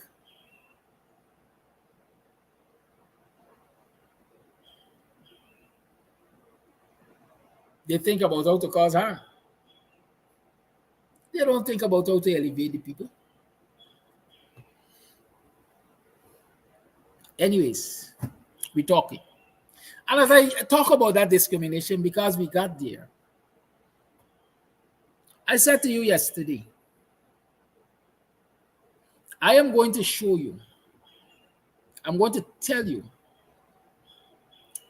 what the PPP is doing to our teachers. And that is where I say the Putinesque behavior of the PPP.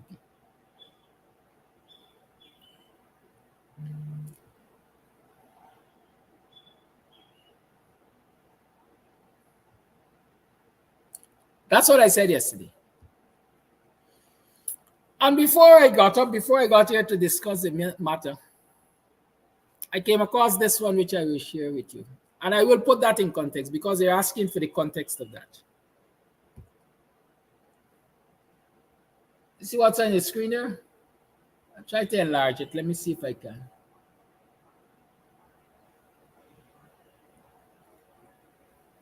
List of teachers to attend President's activity. Good afternoon, DEO. Kindly be informed that the following teachers have been identified to be part of a meeting with His Excellency on Wednesday. Hence, they will be leaving tomorrow morning. Please inform the relevant head teachers. Thank you.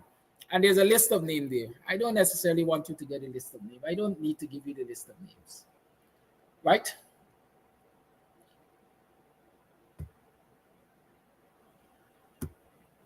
As a matter of fact, here's a list of names, which I hope, like I said, I don't really want to give a list of names. But you have to see there's some things that I need you to see. Office of the Regional Chairman, Mabaruma Compound, right? So you know it's Region 1, right? Good. List of teachers to attend President's activity. That's 5 and 510 and 515, at least 15 of them. What I got to do with what I'm telling you about? I'm going to tell you what it got to do with what I'm telling you about. Those teachers are known PPP supporters in the area, Mabaruma. Or many of them are known as, or are seen, are assumed to be PPP supporters. Right? You know why the president calling them? To try to break the back of the teachers' union. I'll explain that to you. The last strike action, if you look across the country, you will recognize that the turnout, especially in PPP strongholds, was surprising. The PPP was taken aback. They didn't expect all them teachers, especially Indo-Guyanese teachers, to come out and support the strike against them. And so in Essequibo, we had that young pastor, I think he's a pastor. He used to give us every morning sermon, an update of what is happening on the coast there. All of them came out and they stood their ground. In Borbis, they came out. They came out across the country in the interior regions. They came out in their numbers. And so the PPP realized what? Hey, even the people we say support us And we didn't expect them to support this strike. Came out on the strike line and they were there. And so we gotta do something. We gotta do something. Because across this country, all the teachers came out and supported the strike, despite the fact we said it was political, despite the fact that we tried to label Coretta McDonald, despite the fact we attempt to say it's an opposition, organized protests and so on, strike. The teachers came out. Like them banner turning against we gotta do something. Them banner recognize that we only looking after ourselves and we keeping them in poverty and subjugation. And so we gotta do something to appease this situation. We gotta win back the hearts of these people.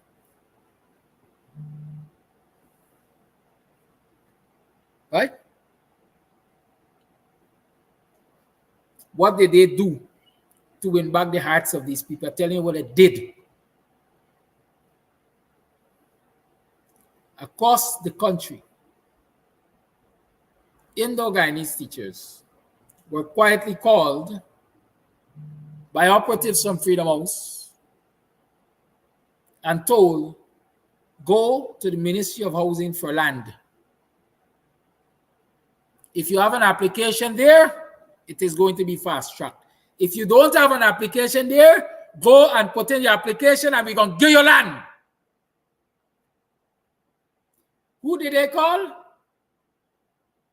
Who did they call? Y'all didn't hear me? Indo-Guyanese teachers. But as I say, if these walls could talk, or Bush Guyanese speak me, Bush Guyanese.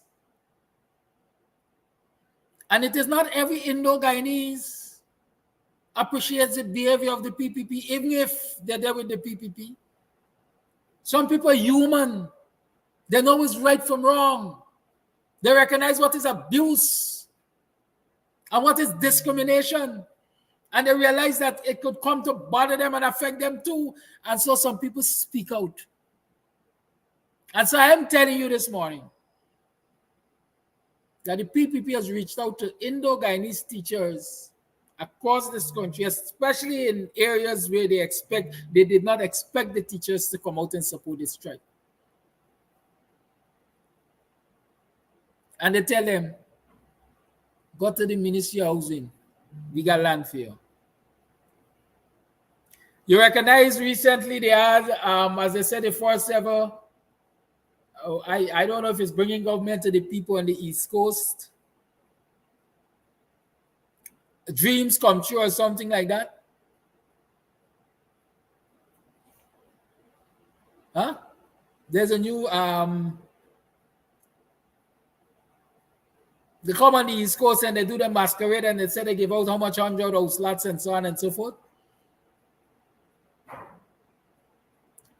As Nigel Hughes likes to say, bring the disaggregated data. One man said to me, is 1 Afro-Guyanese to 8 Indo-Guyanese. For every 8 house lot that has been given to an Indo-Guyanese, 1 Afro-Guyanese has gotten. I don't have the data. That is what was reported to me. But I can tell you, they call the Indian teachers there, the Indo-Guyanese, and they say, come, we got land for you.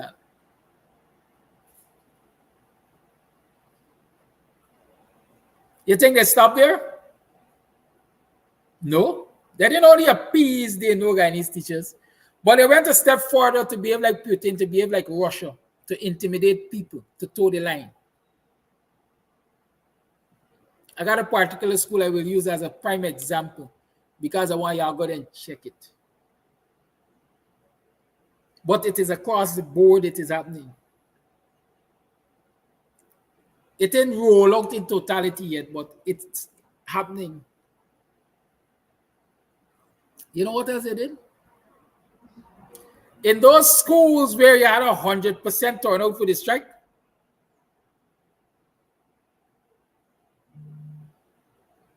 they went in to intimidate them. This is how they're intimidating them. They put camera in the school now. And the camera is placed in such a way that whoever monitoring the camera, every member of staff at that school has to pass the camera. So they could sit down at the office of the Prime Minister or in prayer office or wherever they're monitoring the cameras from, and they could say, oh, Pat Jane came 8 o'clock. Harry Tom came at 9:30. Jack and Jill came 7:40. They are monitoring them. So I guess if the next strike action is called, or when the next strike action is called, they got to send policemen and women to find out from head teachers who are the people who are not on strike or who are the people on strike. They got cameras to monitor them. They're intimidating them.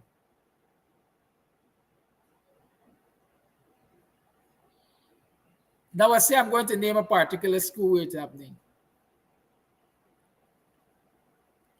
Y'all could go and check for the evidence. Godmon Reports Primary. I got one report primary. And not only did they put camera at one report primary to monitor the teachers, because the teachers turned out 100% on the last strike, from one report. A predominantly Indo-Guyanese community, predominantly Indo-Guyanese staff, predominantly PPP supporters. They got a shock. They had a shock of their life. All the teachers turned out on strike. And so, shoots, we got to do something about this. Let me call the Indo-Guyanese teachers quietly and give them land. That was done. Check. Let me intimidate them. Install camera. That was done. Check. Let us ensure that the head teacher, who is Afro-Guyanese, has no privacy and autonomy to manage the school now. Let us take one of our supporters from the NDC and plant it. I wouldn't even call the person man, woman, or child. It in the head teacher's office. Let us take one of our supporters from the NDC and plant it in their teacher's office. And so the teachers will have no privacy of interacting with her teachers. Their teacher will have no privacy of communicating even with her seniors. Their teacher will have no privacy walking in her office.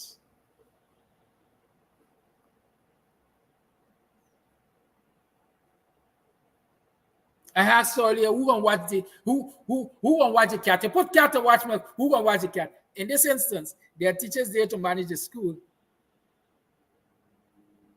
but their teacher got to watch her. You know what I'm saying? Their teacher got to watch her. So nothing is confidential in their teacher's office anymore. That is what they did at Monreport Primary, and that is what they're doing across the country. That is Putin Russia for you.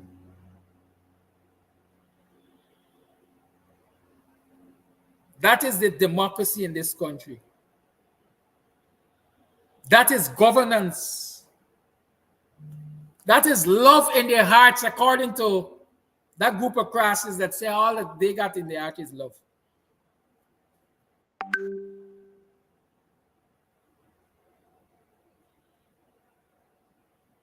That is what citizens have to put up with in this society, where you got demigods controlling the coffers of the nation, telling you every now and again, we are accountable to the nation. But that is how they show their accountability.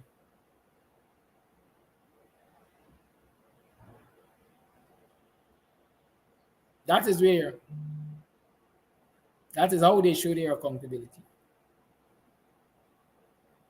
Good. I'm about to open up the lines, but I want to say this to you. I said to you yesterday, I can't tell you too much about the lawsuit.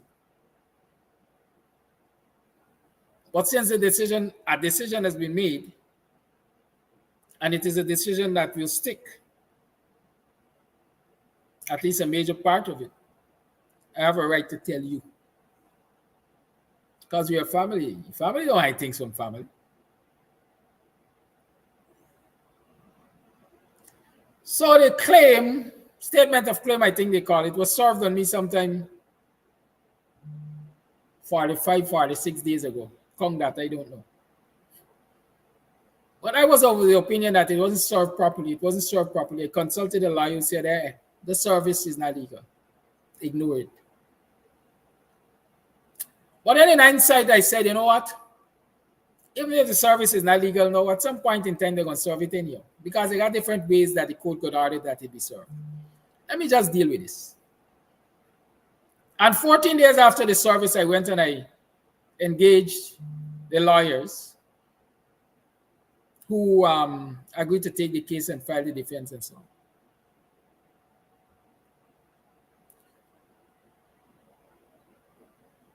They had, according to the claim, they had 28 days, I think, to respond from the date of service.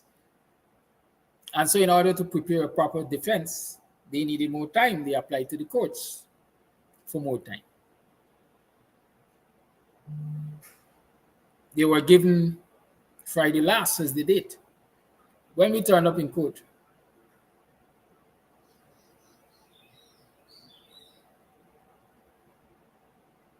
the judge took certain actions,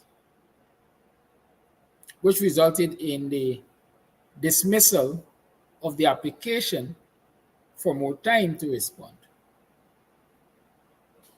And in dismissing the application for more time to respond, the judge ordered that I pay $50,000 cost to the claimant, right? Or the lawyers of the claimant, whatever, but $50,000 cost was ordered. Good. That was done. I had a conference with my lawyers. We had certain discourses. They knew that according to COVID protocol established by the judiciary, they actually had 42 days or 41 days to respond. So they resorted to that. They were told, yes, you are within the timeline to submit the defense. And so the defense was submitted on Friday. But I was informed just last evening that the cost order stands. It is not going to be abandoned. I got an explanation for that. I'm not necessarily that I agree with the explanation, but the cost order stands. So the first round,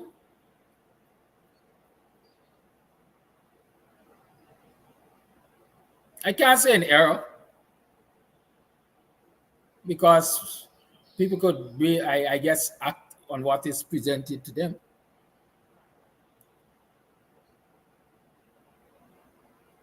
I was penalized for not responding on time.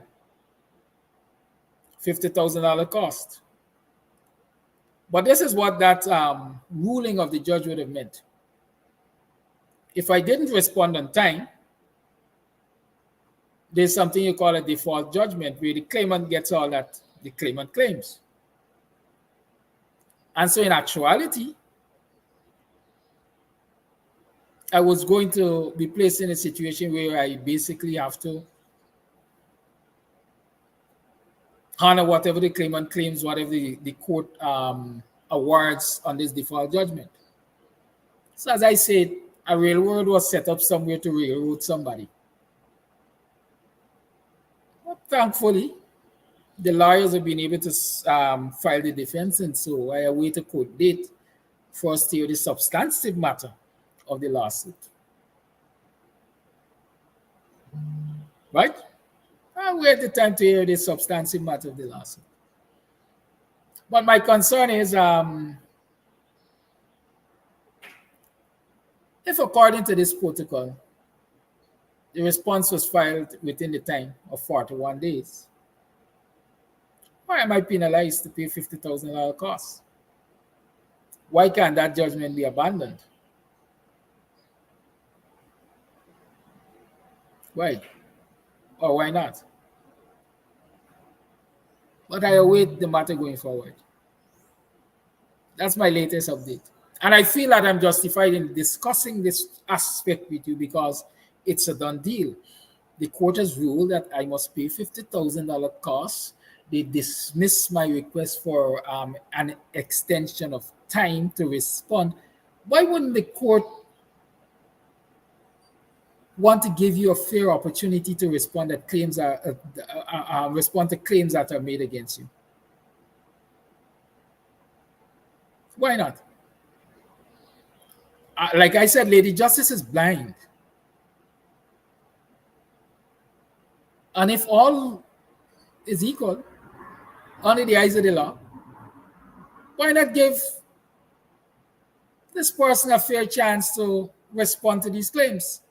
All right, he didn't do it in the appropriate time. But is there a provision in the law that says he can be granted an extension of time? Yes. Why not give it to him? In the interest of justice, why not give it to him? One story got two sides. Let him man tell his side, no man. But no. Let us pull the rock from under his feet so he can't get to tell his side, and we're going to penalize him. Wax, licks.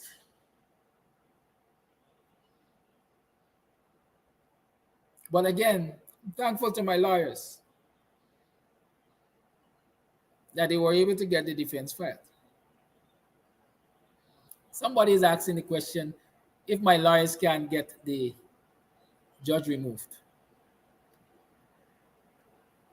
Let me tell you what is the judicial, if that's the correct terminology here.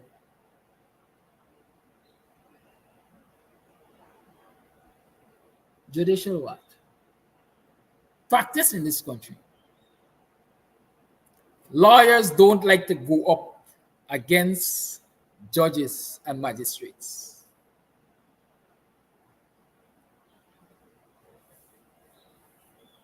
Mr. Amsterdam is only one client, you know. There are going to be many other clients that lawyers have to deal with across this country. And it means that there are many more times when they will have to go before judges and magistrates. So why sully the relationship between judges and magistrates and lawyers by asking for their removal? Especially that you know that this society is small and it's vindictive and it doesn't necessarily function on the pillars of justice. Because I would rather suspect in a place like the US, for example, if somebody goes before the judge and say, Judge, I'm asking you to recuse yourself. I think you're a biased human being. And I'm coming to this conclusion based on X, Y, and Z. It's possible that that person will get a hearing. As a matter of fact, looking at these law and order and all kind of thing, not even the judge himself, his or herself, gets to hear that request. Another judge gets to hear that request. And then they conclude whether or not the fear is justifiable, and then a decision is made. In Guyana, in most instances, I think hell has to freeze over before you could get any judge removed from any matter. Right? I'm not saying lawyers are inept for not doing it or not being able to do it, but we live in a society of fear and coercion.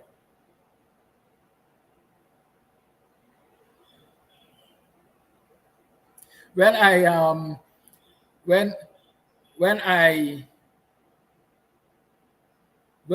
looked at when I told someone who my lawyer is, they say the lawyer is a good liar, but the judiciary doesn't like him.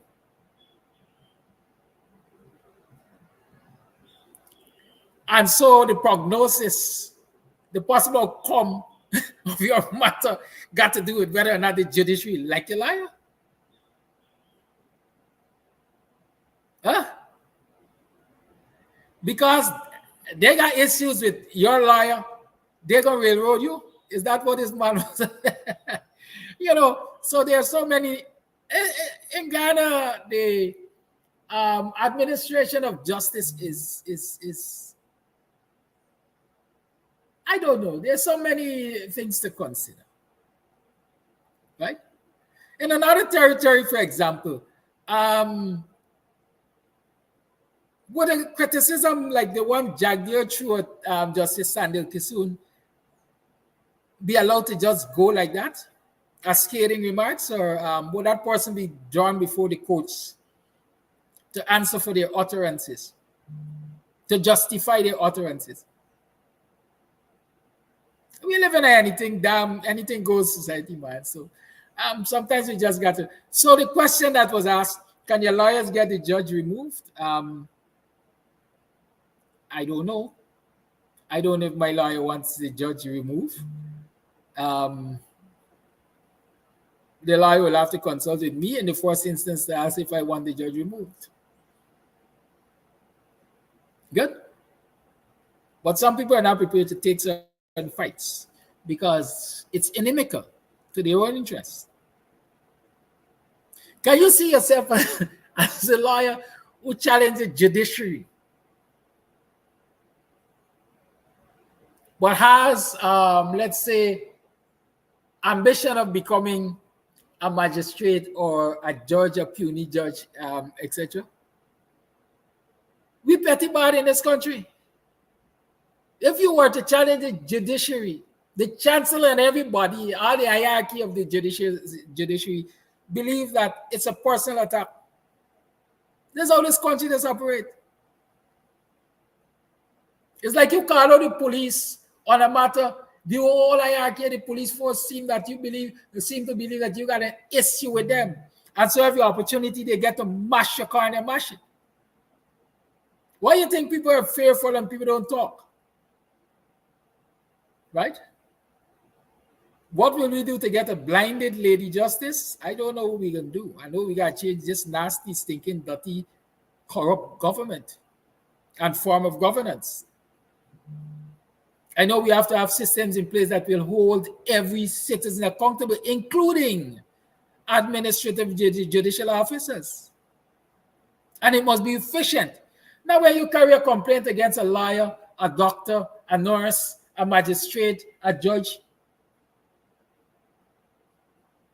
it takes you 2 and 3 generations and still has not come to conclusion. We can't fix a society like that. The lines are opened. 6225933 is the number to call.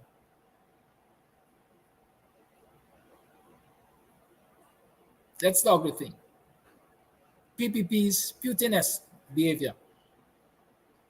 They're trying to coerce and harass and separate and segregate and divide and rule the working class, showing ethnic preferences. The lines are open. Call you live. Good morning, Kadaki, and good morning to your audience. I want to touch on 2 things. The first has to do with the cameras in the school. I have been a teacher for many decades, all over the world, actually, I can say. And I have never heard where the administration of the day can install cameras in a school that hinges on privacy. Schools, for camera to be placed in the school, it has to come from a draconian administration, a despotic administration, an administration that borders on dictatorship or apartheid case. I'm saying so to say this, that you have to first of all have permission from parents if they will allow the kids to be viewed on camera, regardless of where the cameras are placed. Kids' vision, their presence, their likeness will be shown on cameras. That is a violation, and that is not only akin to the Caribbean, that's an international thing for the Western world. You don't just throw up a camera because you choose to do it. I taught in the US for over 24 years. And for some instances where you want to view a lesson for the purpose of seeing your performance, or for other administrators to take a look who couldn't be present at the time when you were teaching, you have to have permission from the parents. What crap is happening in Guyana that this racist administration could willy-nilly throw camera all over the place just to be draconian on those who they hate? Because they never love anyone anyhow. You can't have hate in your heart and have love for people. So I'm saying that is sufficient grounds for lawyers to head up to the High Court. That's tangible grounds. You can't do that. Is Guyana not a country that has signatory to things that are UN designated? What is going on in that lawless country? So I'm saying they have recourse they can follow. You just don't throw up camera all over the place. Next thing you see those same pictures that they are viewing on a 24-hour basis all over the Facebook. It becomes like a private discourse among the elites. That is so egregious. And the other thing I want to talk about is the situation that you were just talking about in the courts. We are now beginning to see among those judges who follow the law or who follow Freedom House. And I want to say categorically, in your situation, the way they come down without even giving you a chance to proffer something that would substantiate why things couldn't happen the way they expected it, and they throw a 50,000 fine at you, those are the ones who are in the belly of the beast. They don't follow the law. They follow what Rob Treat said. And that is what I have to say today, and I don't want to go any further. You have a wonderful day, Kadak. Thank you, caller. The lines remain open. 6225923 is the number to call. You're tuned to the Guyanese Morning Time. Caller, we talk the thing.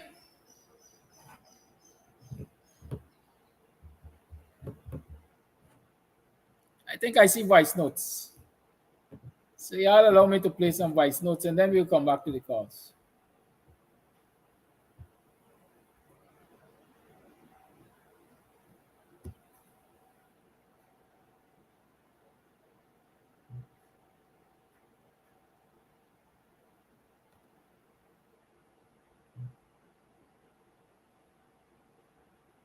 Call you live. Good morning.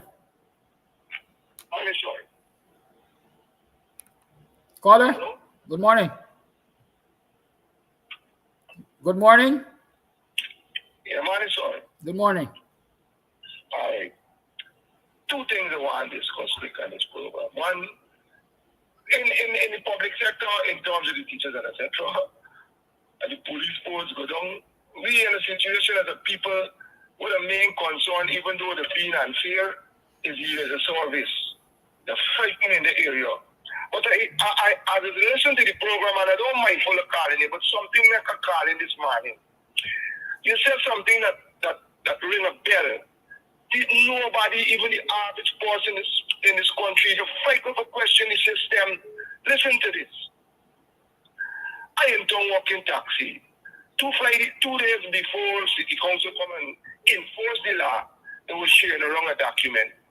Anyway, I asked a document for whatever reason. Other people intervened, and I agree with them. They didn't give it to me. But you know, when I see back this document, the document stating that look, the Article 250 whatever gives City Council the authority to remove them. But the document stating is the matter whereby banks carry them to court to remove, banks carry them and they're removing them now, which is City Council removing them.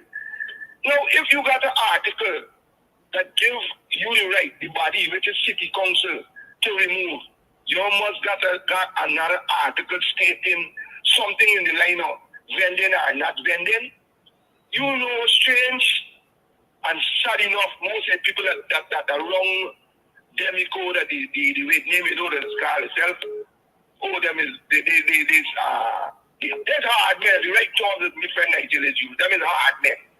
You know there's hard men, and not one of them can ask a question pertaining to that.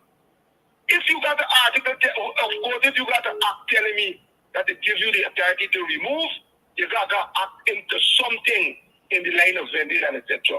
But they just throw back, they don't ask a blasted question, and the calling itself is, Madam President, even the citizens of this country, they ask nothing. They give it give it to the state, to whoever side, coalition, the small, but all them small party, I feel like they get the wrong paper back too, because you don't hear nothing about them. You're seeing them nowhere, you're hearing nothing about them. So all of them, the citizens of this country, give them the authority to ask them nothing, and they to treat the citizens of this country like it belongs to them. Not even not a politician, but no end will come out to these people and say, no, these people is up-down foot soldiers. Let me see this document we're solving. Nobody but strange enough, not even the people them that vended in questioning these people. Even from Regent Street, they're asking more questions.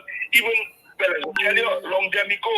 Now, if you say the law is this, leave drainage, carpet, and walkway, this is what the city council now. Now, because I vend in the compounds, well, they belong to the section drainage, carpet, govern within the city council. Now, if you're saying, okay, leave drainage, carpet, show me the boundary. Show me the boundary. Better show me the boundary. I want to see some form of paper.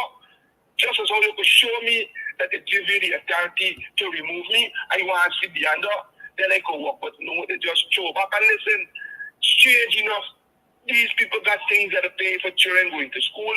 They got other little bills.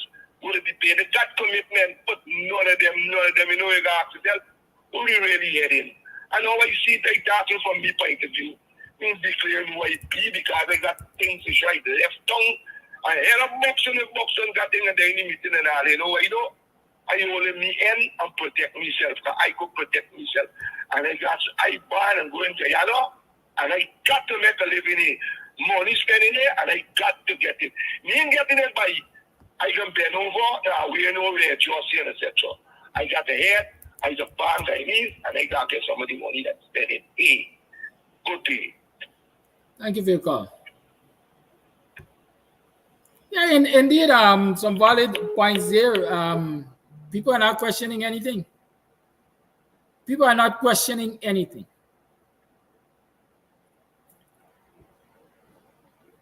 The lines remain open. 6225923 is the number to call. I'm looking. I have a copy of one of the letters. I'll try to find it and share it with you. Call it live. Yeah, good morning, Kentucky.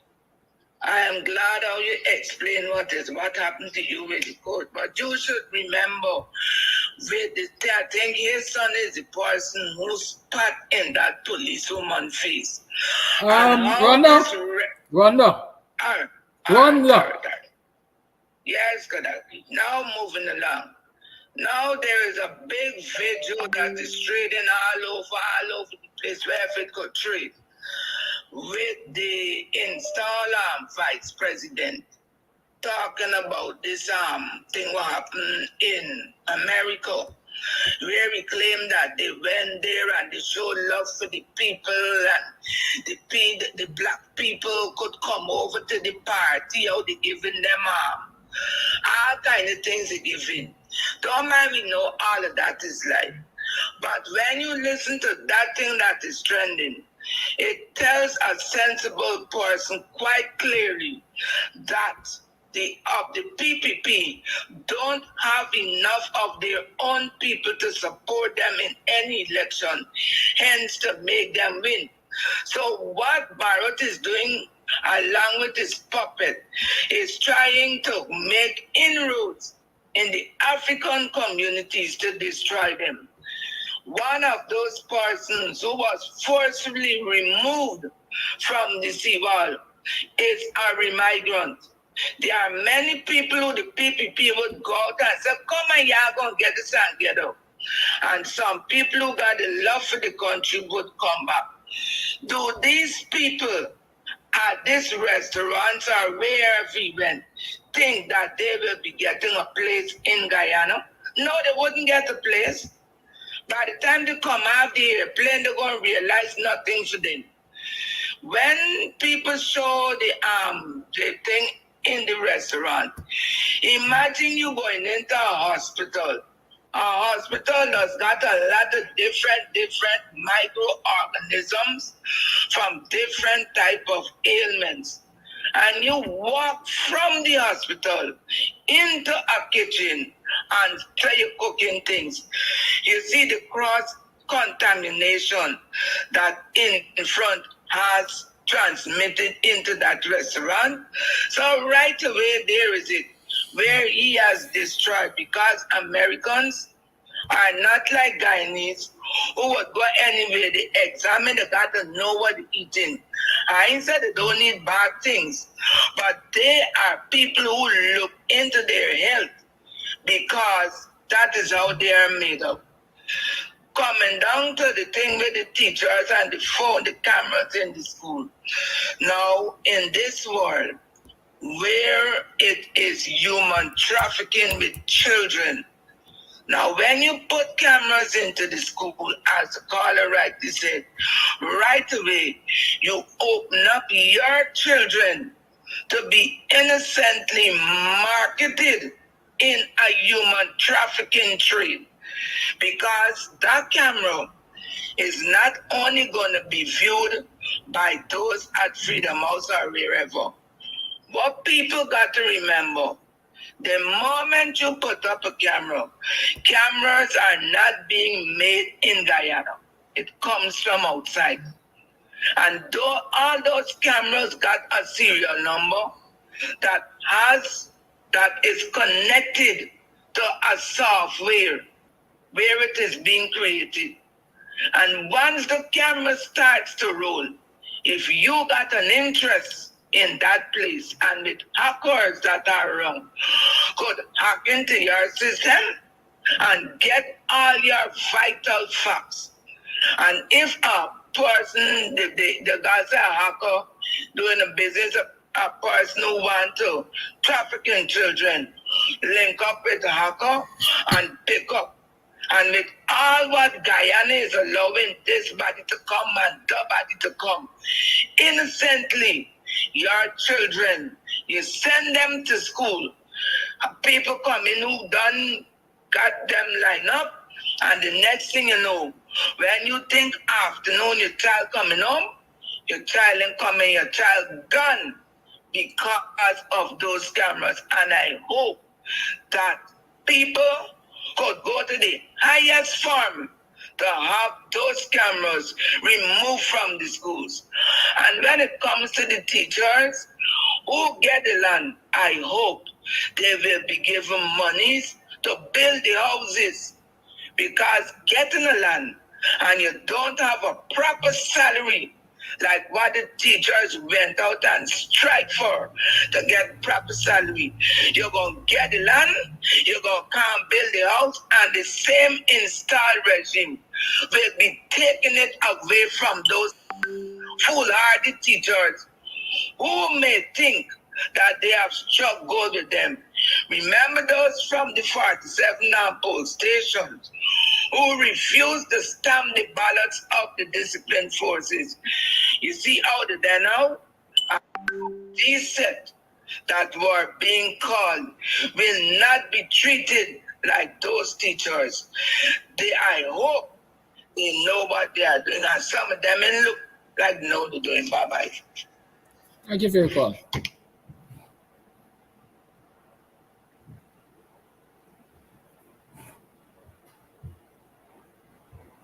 Let's good morning to Kadaki. Okay, About the cameras in schools, right? I think that the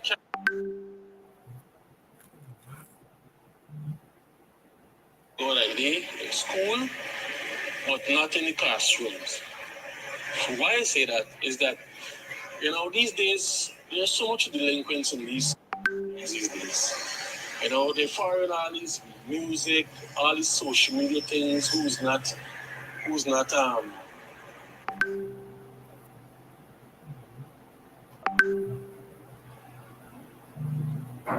Gaza, who's not fully done, and these these students performing in school, kissing up and having these kind of sexual activities in school, and these, you know, the perimeters of the school.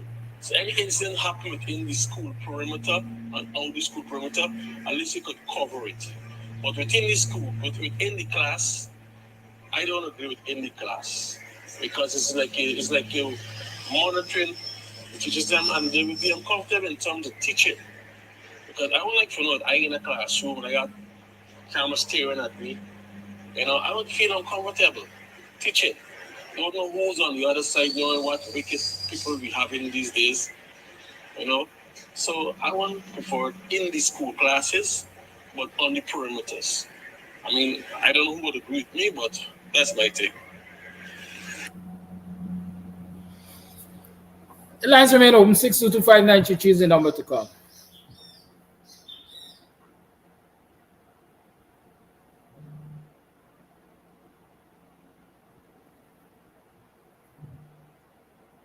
Well, that's a good morning to you, Kadaki, and all your viewers.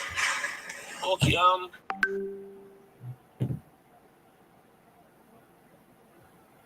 Call your life. Morning. We go start. Cameras in school. You have to have reason. Like the Parkland shooting, where my neighbor here and coach here got murdered, right? As the caller said, perimeter. You know, you have to have a reason that these children lives are in danger, etc. Another thing that people are missing, these cameras today, you could record voice.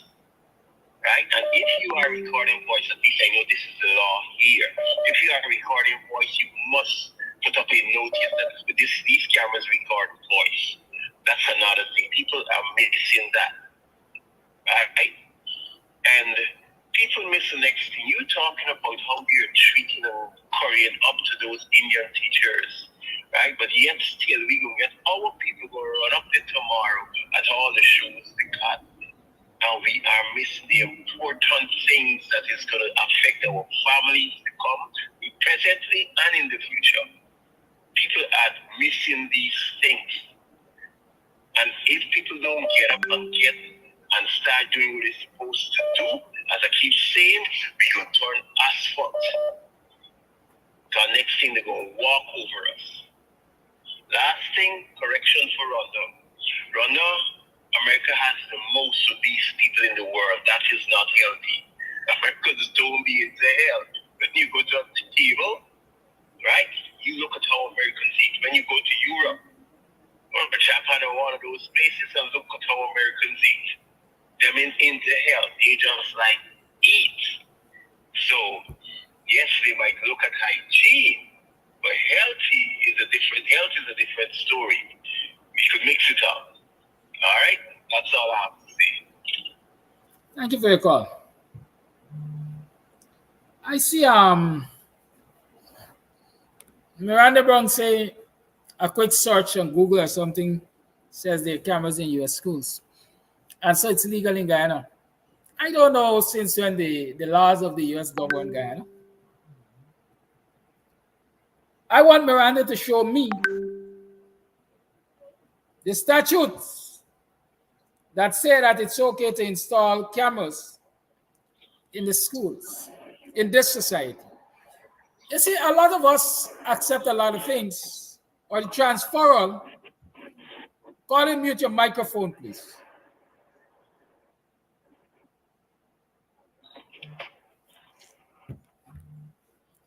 Or the transferal of a lot of things from North America and Europe and so on into the Guyanese society. We accept it. People just pick it up, transplant it, and bring it here. but there's no supporting legislation for it. And that is why I always say we need activists, lawyers, who will recognize an infringement and go to the court on that infringement. It doesn't always have to come down to how much a client can afford to pay them. But some people have to give what I want to call community service so that we end up with a better society. Yes, I am sure if you check the laws of the US in relation to education and education facilities and so on, there are provisions there for cameras and monitoring because, like the caller said, all of these shootings and terrorism and so on and so forth. Show me in Guyana where it is recommended or where it is approved by law to put cameras in our schools. Show me that by law. Show me any other part of the world when NDC staffer, a political representative, will be taking a place in a head teacher's office. Or in anybody's office, as a matter of fact, except they place there to monitor them. How ethical is that? Don't I have the right to privacy in my office where I work? Call it life. Apparently, we lost that one anyhow. Call it life. Yes, good morning, Mr. Amsterdam. Good morning, everyone in the Guyanese diaspora. Good morning, all Guyanese. I think it's a constitutional infringement to have cameras in school and infringement in privacy. I mean, would someone be able to take a camera into Parliament? That's a government institution. The school is also a government institution. Would someone be able to walk into Rock St. George's court with a camera? So let's entertain that scenario and see what will be the pushback. Okay, then we say, well, if a camera can't just walk into Rock St. George's court, then why are cameras walking into the schoolrooms? Mind you, little children have certain rights which need to be protected and safeguarded against. Okay? So there are a variety of reasons why cameras should not be in Guyanese classrooms. I don't think they should be in the schoolyard, period, because you open up Pandora's box. There are enough eyes and witnesses there. There are enough eyes and witnesses there. What is the principal doing there? That the camera would do extra. All right? If you're looking for reasons. What will the camera do that the principal, who is trained, isn't doing? Or the school teachers by the dozens won't be able to do? The camera can't arrest anybody. So I don't see a case for the camera. See, we got to be very careful. I hear a lot of people saying, yes, there should be the camera. I don't know how the camera will prevent the crime. It will probably deter, but so will the principal. So will a dozen school teachers. All right? So we got to be careful because privacy is a very, very important thing. Now, this government has demonstrated to be adversarial. While I'm on the issue of adversarial and privacy, Anil Nandalal is the Attorney General, and I just want to make a correlation between how this government is being so adversarial and it's the adversarial attitude of the government that causes them to do a lot of things. Anil Nandalal has attacked, in my opinion, Justice Kassoon's ruling for school teachers. And he says Justice Kassoon was wrong for using the Hansard minutes as the basis for Justice Kassoon's rulings.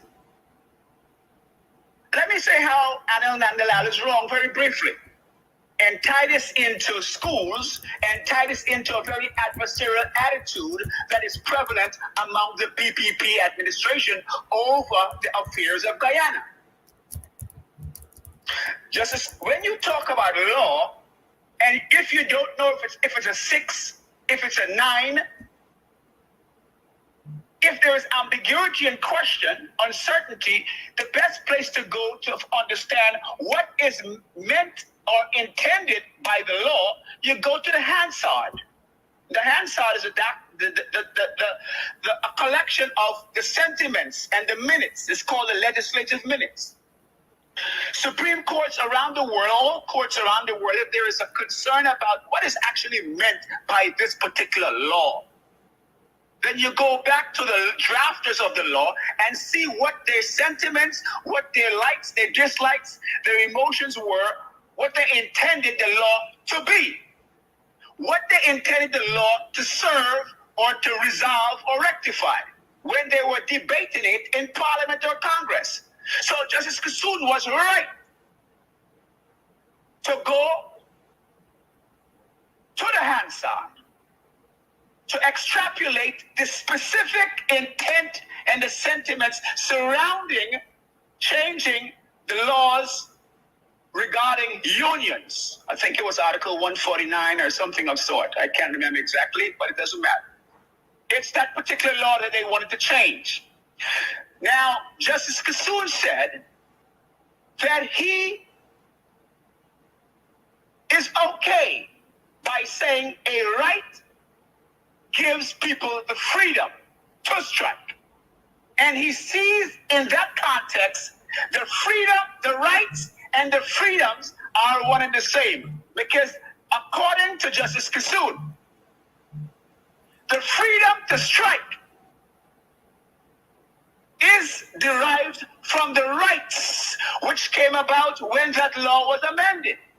So it was the right that amendment was giving unions the right to exercise a freedom to strike. Nandalal knows that, but he doesn't tell the public that, because this is how adversarial the government is. The government would rather stay and be wrong and deny citizens the right. And Nandalal knows full and well that the intent that Justice Kassoon saw was the right of the people to strike. And from that right, now that you have that right, you now have the freedom to exercise that right. Now, it's in the best interest of, it should be the interest of the Attorney General to protect the rights of citizens. And the people must see, and the PPP supporters must know, here it is that Anil Nandalal is going against the Constitution just because they are adversarial, meaning they are against protecting the rights of Guyanese. I want PPP people to see that. It's not Coffee or Burnham or a PNC person that's saying that. That's a PPP Attorney General. He is going against the Constitution. Now he wants to go against the judge. He already went against the school teachers, and he wants to go against the right of unions. You see that? I want PPP people to see how adversarial the PPP are. They would rather deny you your constitutional right as a citizen just to make a PPP point. And you see how you know how they're wrong? You know how they're wrong, PPP supporters? Because the very same things they're trying to deny in the court are the same things they were adamant about when they were in opposition in Parliament. So when I take that adversarial attitude, when I take the installed president who goes to Makkah and says, forget about local government elections. I'm going to jump over your elected official. I'm going to tell you right in this room in Makkah, I'm going to jump over your local government official. So forget about local government elections. Forget about universal suffrage. I'm going to jump over that. For 18 years, they denied you the right to vote in Guyana. You recall that? That's the PPP. 18 years. Denying of people the right to vote for 18 years is tantamount to suffocation. To hold you at your throat and your nose and stop you from breathing. So the PPP has a history of adversarial posture, of adversarial attitudes against Guyanese people. I want you to see that, PPP supporters. And ask yourself why it is things are the way they are. So people are right to go around the world. It is not because why the President of the United States said that the PPP need to be more inclusive. Got to wrap up. And so many other persons. So I just want the people to see that. And Anand Nandalal has been taking an adversarial position against the rights of the people. Once again, thank you for accepting the call.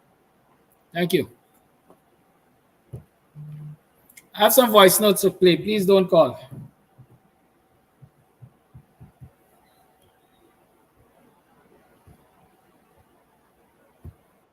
Good morning, Kadaki and listeners. I just said I have some voice notes to play. This issue with Nobody's hearing me. the camera, that is so wrong in so many aspects. I'm not only thinking about the confidentiality of the headmistress or headmaster. I'm thinking of the fact that there may be instances when a particular child may want to confide in the headmaster or headmistress. What do you do about that? The whole of the ministry got know that, let's say, a child is hungry this morning, or whatever, or that a child has been abused by his parents and he or she has finally decided to tell the headmaster of the school. That is so wrong in so many instances. I'm thinking about confidentiality. And then who are these people to decide that they must just put people in another person's office? What is that? But then again, it goes to show the level of disrespect for the laws of Guyana by the sitting government. That's what it is. They don't care about nobody. They just throw in the weight around, thinking that that is going to earn them favor. In fact, it is intimidating some persons because others will become resentful because of what is happening to them. And then they will decide they're not going to do what they're supposed to be doing, right? Or they're not going to do what they want them to do. And that is a very stupid thing, because if I can't meet my staff inside of the school, are you going to tell me that I can't meet them outside the school? That's a contingency plan. Meet them outside the school. I am not surprised about them going to meet with teachers privately, because during the strike time, a particular teacher said he received calls and they were asking him how much money he wants. I'm not going to call his name because I don't know what position the brother may have taken now, but he said that on social media during the strike time. So again, I'm saying I'm not surprised about that at all. I will leave the rest for another morning, but I am so upset with the fact that you could put cameras in my office. It goes to show how you were trying to determine who I am, what I should do and what I should not do, and you're also infringing on my autonomy as the headmaster or headmistress of the school. That is disrespect, and I feel that those persons who are facing that at the moment should devise a way to make them look bad. This way they're going to do, expose them all the time, embarrass them, right? Because anybody infringing on my privacy, for sure there will be a problem. Good morning, Kadaki. You make me thinking about that attorney that you are having. Because I share my experience in court not because I want anybody to comment on my attorney. I have every confidence in my attorney. Don't do it. Don't do it.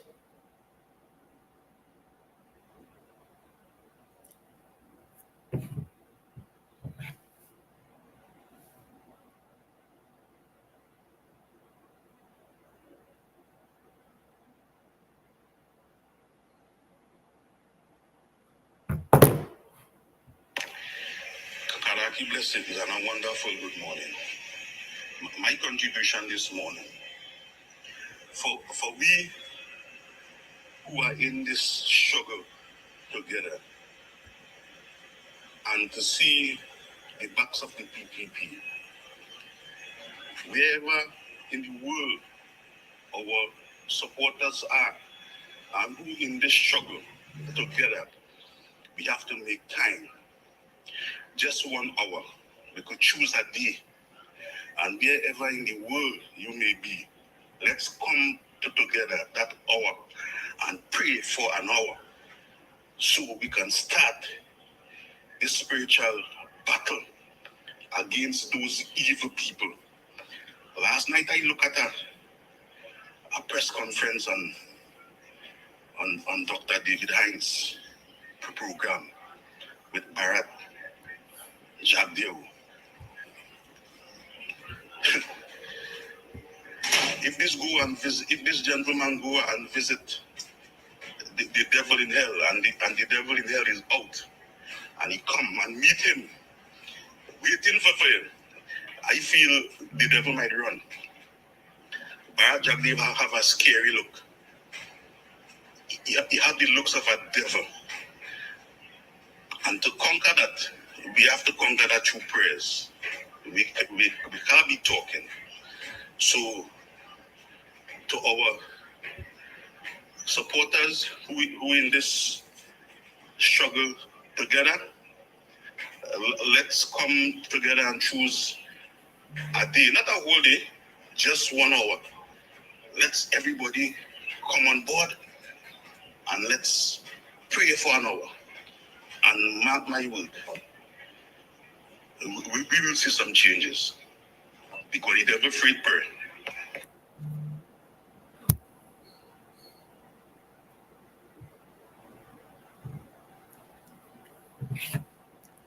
Thank you for your calls. Thank you for your voice notes. Thank you for your contributions.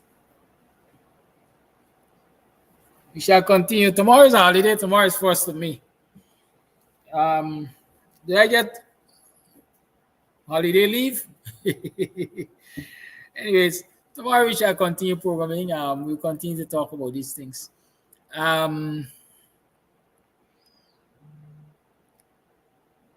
Sometimes a lot of us are quick to jump to judgments without knowing the whole story.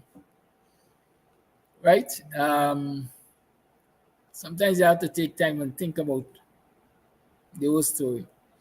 As they say, sometimes you have to read between the lines. Good? I'll say it to you, I said it just now and I'm repeating it. I have every confidence in the attorneys that are handling my matter. I don't have trust issues with them. Good? I took the time to explain to you what transpired in the court last Friday because I think you need to know. You are here with me. We are in this journey together. As a matter of fact, I was bringing information to you, and that is what resulted in the lawsuit. So by right, I have a right to tell you how the court has ruled in the first instance, the first round of this matter. Good? Somebody said if you weren't going to file your response on time, then you had to apply ahead of time. Yes. The application for an extension to reply was done ahead of time. Okay? I saw a new date. So let's keep that in mind. Have a great day. Talk to you tomorrow. Goodbye.